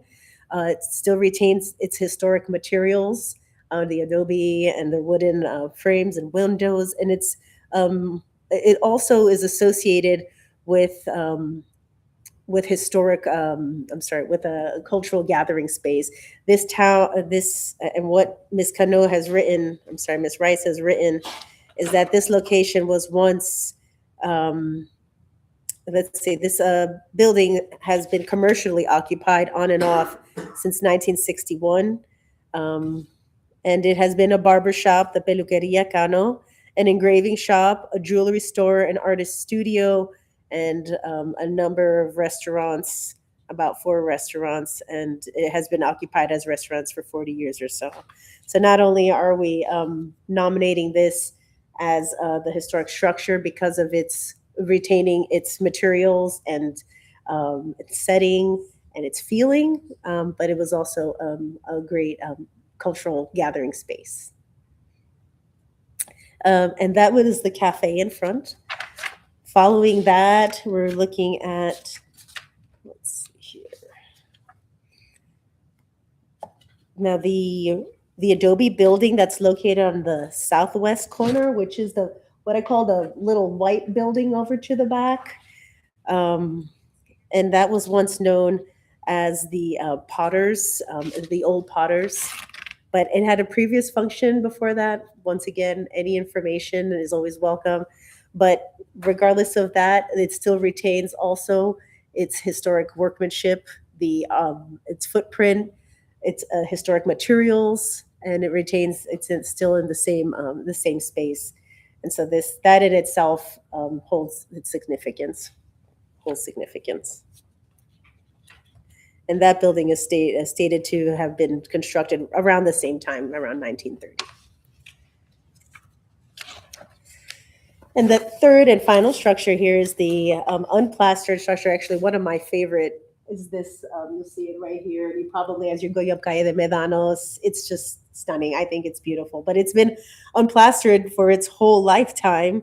It's approximately, once again, they're saying approximately 1930s.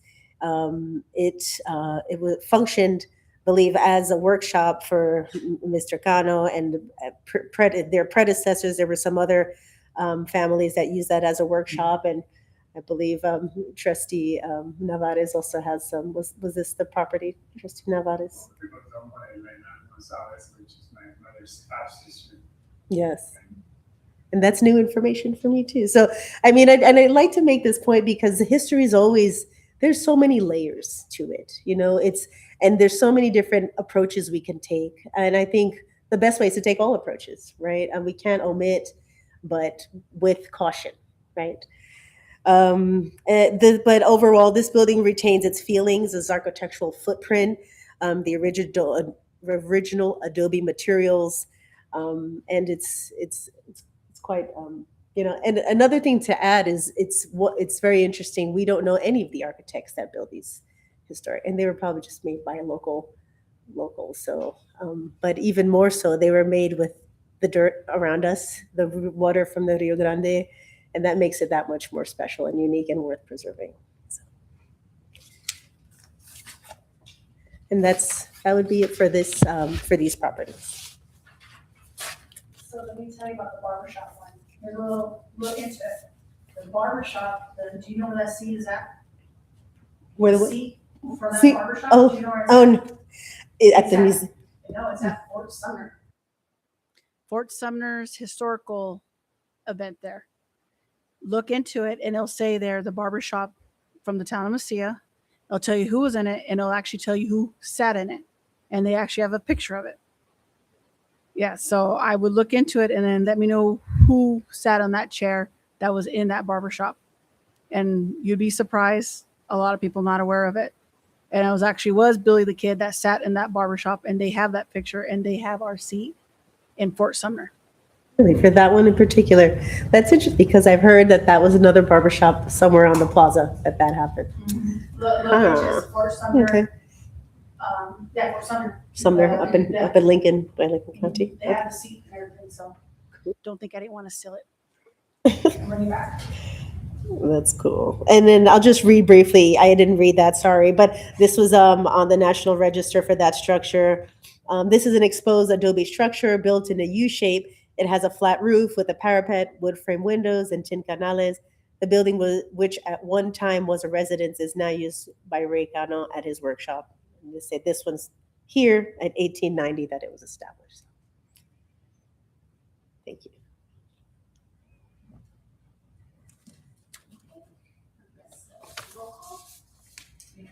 Johnson Bureau? Yes. Trustee Cadena? Yes. Trustee Garcia? Yes. Trustee Nevares? Yes.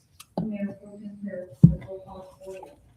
All right. The next one, letter G, approval, historic preservation nomination, 2551 Calle Britzball, the Texas and Pacific Hotel. Can I get a motion in a second? So moved. Second.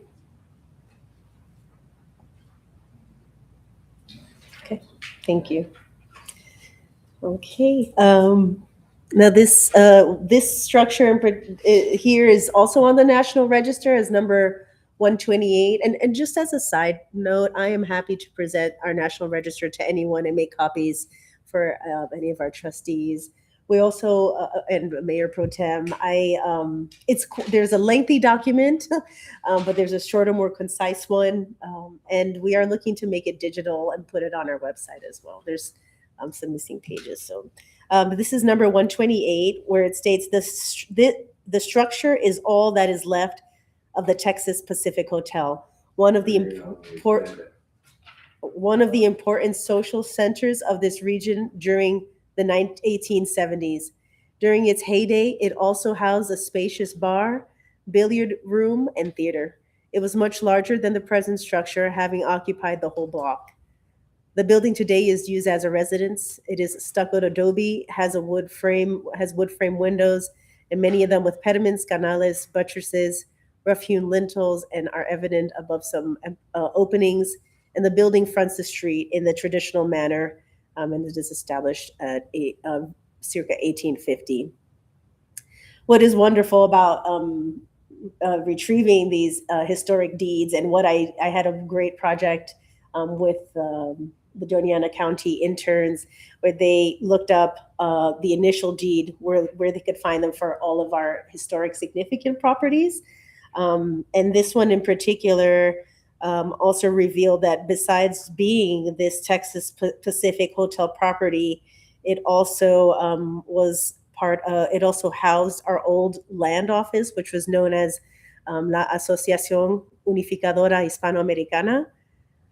And this was the land deed office. And supposedly the hotel operated during the 1870s. And it is now a residence. Well, this is continued. This is some additional information that it was now a residence, and the stuccoed adobe structure has a flat roof with wood canales. The wooden doors are topped with lintels, and it's a great, significant example of the territorial style and as the old hotel. And this property has just been purchased, and not just recently, but a bit ago. The owner is very much looking to restore it to its, to his historic, space and time, but it still sits within this, the historic setting. It still has a lot of the workmanship and materials which make it very significant, along with it being a cultural gathering space, whether it was the hotel or the land office.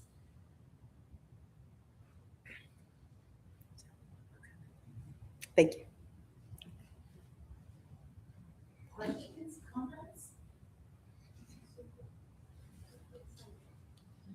And see, this is the property that what I was always told was where the colonel actually resided.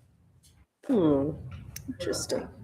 That was the one I had mentioned, I think, that in that email I had sent, that versus the other property. But anyway, these are all my comments. But yes. Was that wrong?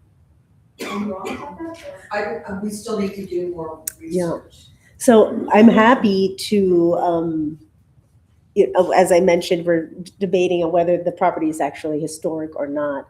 But I think this is something, another level, which we were discussing on how we need to gather a committee. I did reach out to John Hunter, who is the president of the Doñana Historical Society.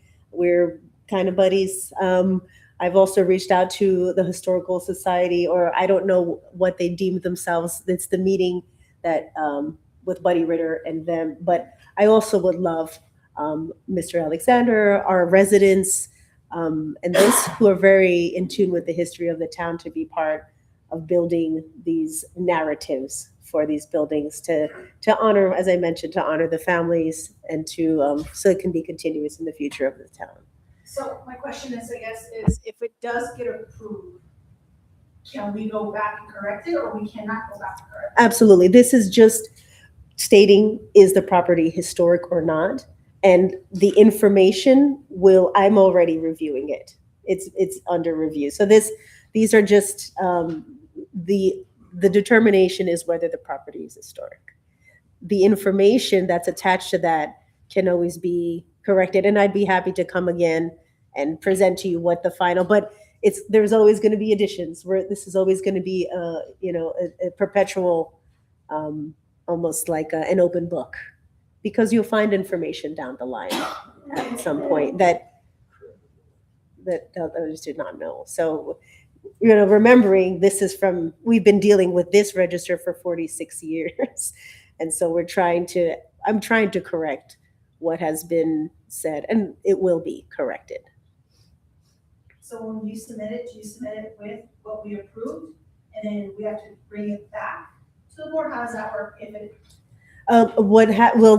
We're marking it as historic, and I think I would like to bring it back just to notify you as the update. It wouldn't be for an additional approval. It would be just kind of an informative session. Maybe perhaps we can do it in a workshop where we can just kind of get to, because the determination is just as in the other properties. This once was, the property was of Ms. Gonzalez. It belonged to the Cano family. It belonged to this family. so the story doesn't go with the application, right? It just goes with the property. Correct. But it's going to be continuous. It's hard to say, I realize, history it's an open book. We're really looking at different perspectives with this on this nomination list, where we're deciding is if the property is historic or not.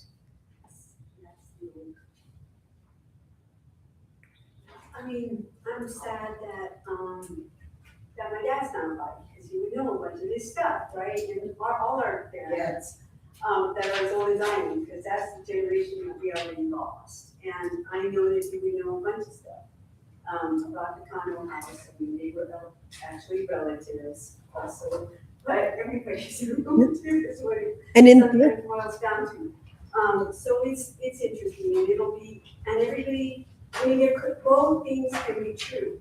I mean, a lot of things can be true about one place.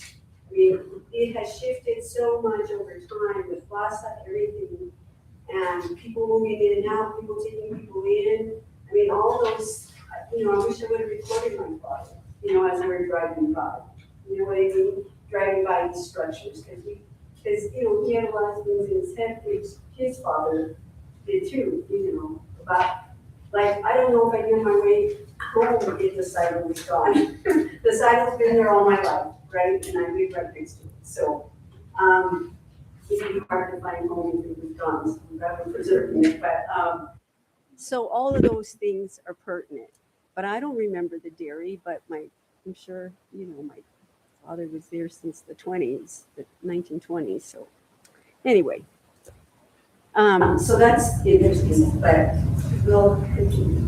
Of course. I'm excited that all this is happening. I think we need to set this and make it happen and have the designation and have people able to apply for funding to restore these places. Absolutely. And yes, with these nominations, that is the possibility, Then becomes possible if they're in this register for the seal. Mm-hmm. Yeah, I just want to make sure that we're just doing the property and the histories. The story's not going with the property when you apply, right? You're just saying this property, 2551 guy that is about is getting approved, but the story until we know who lived, who didn't, goes with it later. Absolutely. No, That's my biggest concerns, knowing that we're not too sure if someone was there or not there. I would hate to have to go, we gotta go back and add it on there. Mhm. That's why I want to make sure it's just 2551 guidance and the structure, That's it. right? There's the That's it. structure with this materials, which is why I prefaced that. And like I said, a lot of these are, what the stories do. They bring the building to life, but they're not the defining characters of the historic property. So what I mentioned is just like history overall. We don't know all of history. Every day, as our years and generations pass, we're highlighted with, oh, that happened too. Oh, is this why that happened? So it's a fun game, but you have to be open to this interpretation. There's various interpretations.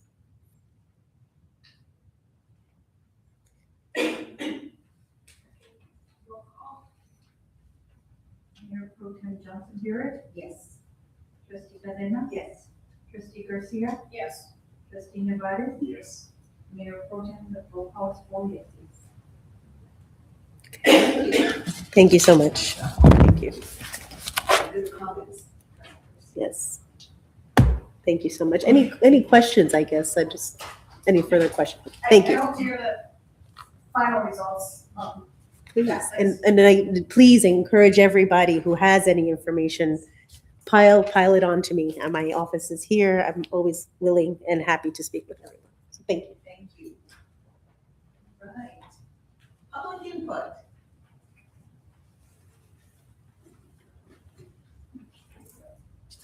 Chris Alexander for the record.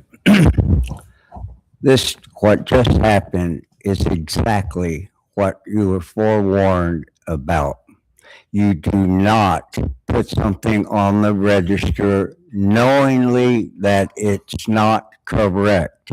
You table that item until it is correct.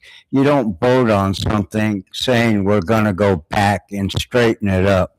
That becomes a problem of credibility. You don't have your information enough to get the initial application on file correctly. And then when you do figure it out after the fact, then the entire town's credibility comes to question. Everything. This is exactly where you don't want to go. That is the reason that we should have more input, make sure everything is correct. The Griggs home, that's part of my family's home. Yeah, it should be on the register, but is it titled right? Absolutely not. It's not just the Griggs home. It was the Chavez Griggs home. That's as important as anything. You don't leave half the title out. You want a historic designation, then it should be historically correct. And if it's not correct, you shouldn't even be hearing it. And I think when you have the opportunity to have other authorities that are well informed on the history, when you have the History Department of New Mexico State University willing to interplay with you, with the head of the Doñana County Historical Society wanting to interplay with you. Actually being suggested is that even the town of Las Cruces historian be included in all this. And this service, we're not doing any service by bending it. Historical preservation is exactly what it is. Preservation, not changing it. Yeah, you can go ahead and change the inside of your building the way you want to do it. The exterior should be protected. Other counties, other states even have documentation on exteriors of a privately owned building. They are deeded to the city or the county, and they own the exterior of it for historical preservation. And so I think any other properties that I don't think any of them should have slid by tonight. I think every one of them should have been exactly on the money as it should have been. And they are all qualified. I don't question qualifications. Most buildings in here date back to 1850. They all went up just about the same time before it became part of this country. And the development of everything from I guess all the way from the Pacific Ocean all the way to the end of Mexico, is affected here. And our history is the most important thing here. The accuracy of the history is what maintained us here. The bending of the rules, changing everything, is going to be the ultimate destruction. We're going to make money. It's all about the money. It's not about preservation. It's what we can do to bend in order not to lose it and get the money from it. And the way we do that is through historical preservation, historical recognition We're the most historic site in the United States, one of them. And do we celebrate it in November like we should? We didn't. When Mayor Cadena was on board, he saw it, he recognized it, and the town recognized it, and they said they would make it an annual event, which I don't know what happened to that. I guess it's easy to agree to do things and then just turn your back on it to get what you want. But I think everybody should really be taking a very good close look, especially on the history here. That's all. Next time I trip on that, I'm going to sue the town. Hi, Trina Witter. I just wanted to encourage everybody on the trustees board and the P&Z as well to log in and sign up for that 106 webinar that they're doing. It's really, really important. They're basically wanting to eliminate public participation, public input into projects for historic things. So that has serious consequences. I would encourage the trustees to proactively have some sort of a statement that they're going to submit for their public comments before that public comment period actually comes out, because it's going to go by really fast. So I would be proactive in getting something written to protect the historic preservation section 106 the way it is now. If for whatever reason it does get rewritten to reduce public participation, that the town strengthen their ordinances however they can, and maybe work with SHPO to strengthen their, our local ordinances, regardless of what the feds are going to do. Thank you. Mrs. Strada, did you want to provide public input? Yeah, I'll be quick. So, no, it's not about being quick. Wanted to have up here before then I call this out. Okay, so I'm Beverly Estrada. So first thing I wanted to say is I did want to commend Officer Ramirez for taking the time to come out to Mesilla Park and make the wrong right. He started on Monday afternoon just making his way down to Capri Arc. Not only did he stop with me face-to-face in person, he also spoke with me over the phone. And I will say the character, the integrity, the honesty, the humility, and the communication is a factor that not only he, but many should pick up from him. He made the wrong the right, but at the end of it, majority of the neighborhood that was very unpleased ended up supporting him and respecting him. So he walked away with a whole neighborhood of support and respect for him that now applaud him, wave to him, do what they can for him. At the same level, giving good face to the town of Mesilla, the mayor, and his supervisor. Because I will say that in every area where he could have thrown people under the bus, he did not. He was very respectful, to the point, heard us out. So I just want to commend that. And like I say, that's something that should be taken. So I was very happy to hear when we spoke about the political signs and et cetera, the communication. I highly agree with it. And that's one thing that we all said to Officer Ramirez. This town is so small. We all know everybody. If you just take the time to communicate, most of the time that effective communication can help us resolve a lot of the issues we have ongoing. We're not a large city. We're not a large Doña Ana County. We're very personalized, and we can agree to disagree and still give the respect and support necessary to one another. So I just wanted to commend him for that. The next thing I wanted to say is I wanted to thank the Marshal's office. Officer Ben, we always know when you're there. He'll have his spotlight on.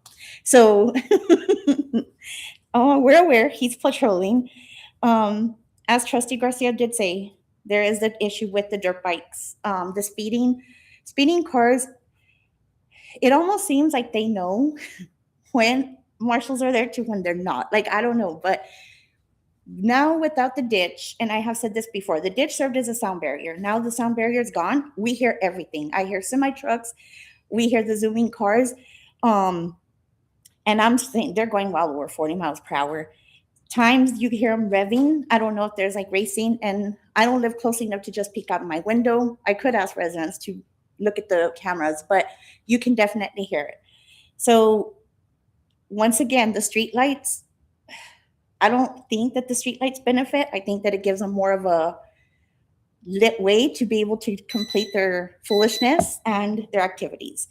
So that's just something to take into consideration. This is occurring anywhere from 11:30 o'clock at night to about 4 o'clock in the morning, 4:30 in the morning. I also wanted to echo on University Avenue. Driving into it, and I'm saying this as respectful as I can, it looks like a shanty town. When I brought this up to Mayor and to Officer Trustee Garcia, I did make it known that I don't see it just and right that the town of Mesilla Public Works should be the ones to have to address the issue when it doesn't belong to them. That's not their circus and it's not their monkey yet. They shouldn't be the ones having to foot or take on what NMDOT has committed to and should be taking responsibility for. But it looks ugly just coming in. You pass the railroad tracks, and we want to talk about an eyesore. You've got weeds that are this tall. You've got beer cans, you've got beer bottles in the drainage pond right next to Stanford. At times, you'll see cars inside the drainage pond and on Stanford, off of Stanford. Where all the drainage water goes into, there's leaves accumulated, there's trash accumulated. So I guess my question is, why could the codes officer not cite NMDOT and ticket them for not complying with their town ordinance? Or why can he not send them a letter like he sent the residents that town ordinance does not abide by this? This is not what we stand for. And I understand they're the state of New Mexico, but it doesn't mean that they're above law and rule. So that's a question I had with that. In regards to section 106, I just want to say I'm glad they're being attentive to it. I wish more knowledge would have come forward before the university project occurred, in hopes that maybe would have been able to keep that ditch. Mr. Nelson was very big about it, and he did say it is protected. As more and more evidence is coming forward, it's looking like that ditch was protected, and it should have never been removed. So residents, we haven't stopped our research. We're not stopping it. NMDOT has requested the extension on my IPRA again. They did submit a letter that the section 1006 study was done, but they were not able to provide me with the APE map because it was never completed. So the area potential effect was not done. And that came off of a director and their clerk. I'm just gonna go back to the communication. I think if we could all just work together and have that effective communication, we could probably resolve a lot more of our issues than not. And that's all I'll say to that. Thank you. And I'm sorry, Mrs. Strona, I might have missed this. Did you state your name for the record? I did. Okay, thank you very much. Thank you. Yes, Mr. Alexander. Oh, you have to follow. One other comment, it's always been that a public hearing is open to public comment. And the public hearing that was held on the nomination list was not opened up to public participation until the end of the meeting under public comment. No item that was presented at that meeting was allowed to be commented on in a public hearing. And never, ever have I ever been to a public hearing that is closed to public comment on all the items that were presented.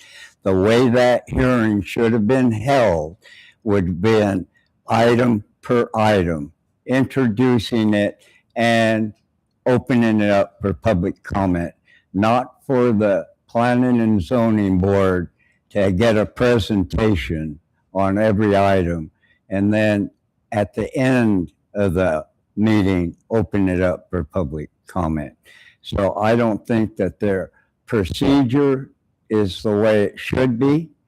Every item on there should be, their individual should be able to be individually addressed one at a time, not 9 after you hear 9 of them, then open it up for comment.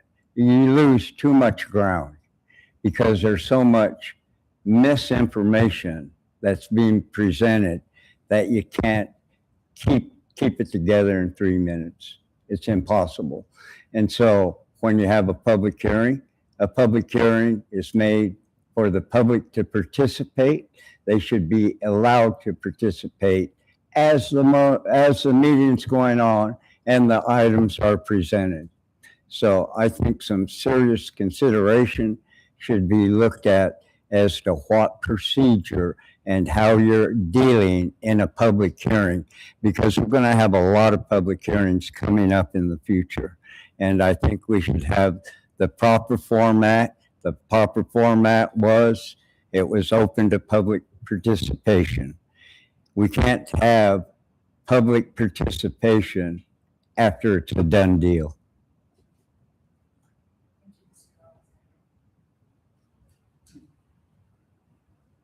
No other public comment?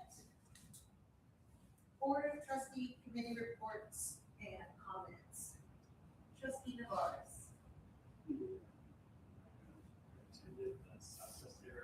Workforce Development Board. And I attended the Taylor Museum Advisory Committee meeting, advisory board meeting. Also on Friday, it's been announced, we have the Blacksmith Shop Committee meeting on that subject. And I also met with the staff of the Community Development, Economic Development area so that I could get some updated information on their activities. So I've been trying to keep up to date with that. And also to comment, I really like this. We should do more of this. Thank you, Trustee Garcia.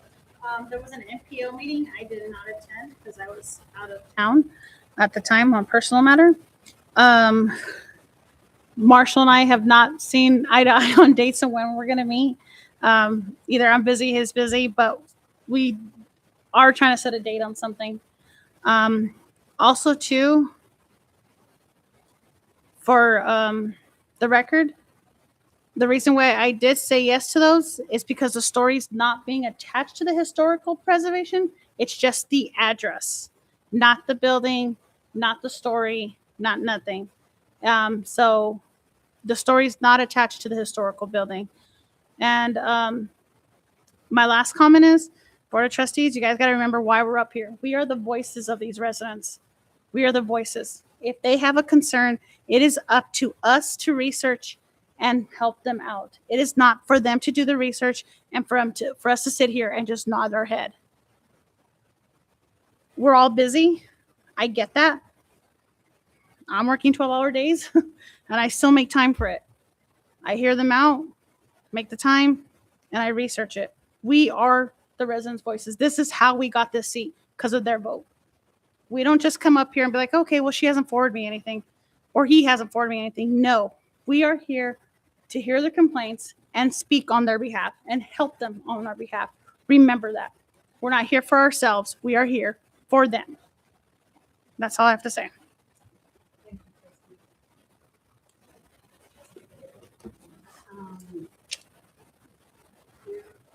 There will not be an August regional transit meeting, but then they'll resume in September. I was ill and didn't attend the J. Paul Taylor Family Day for the J. Paul Taylor. The state site went very well on Saturday, August the 22nd. It was from 10 to 2. It was well attended.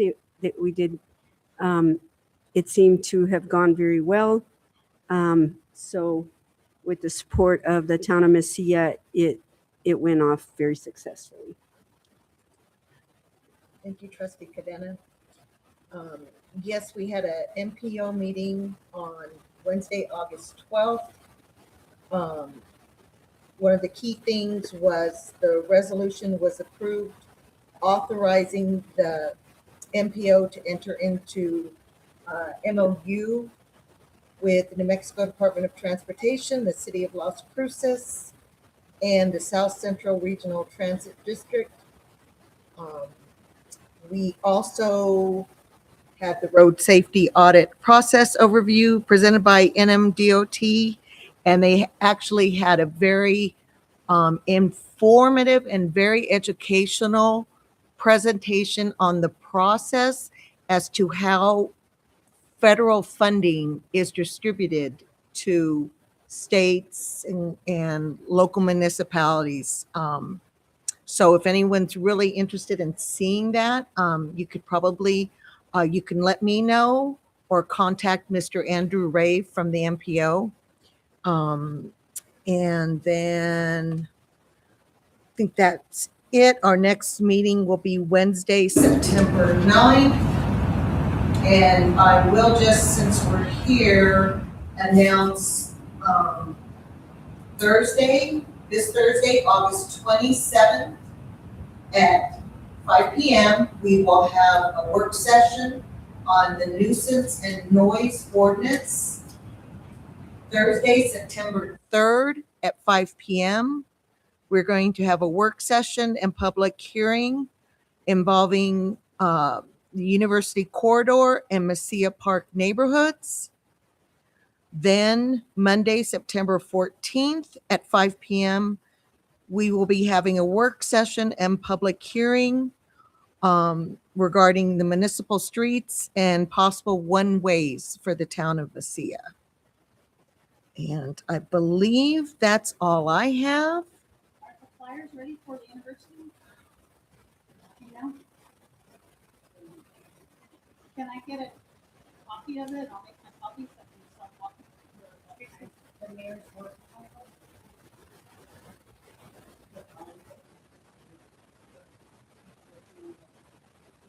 Planning the day with Rob and Rob.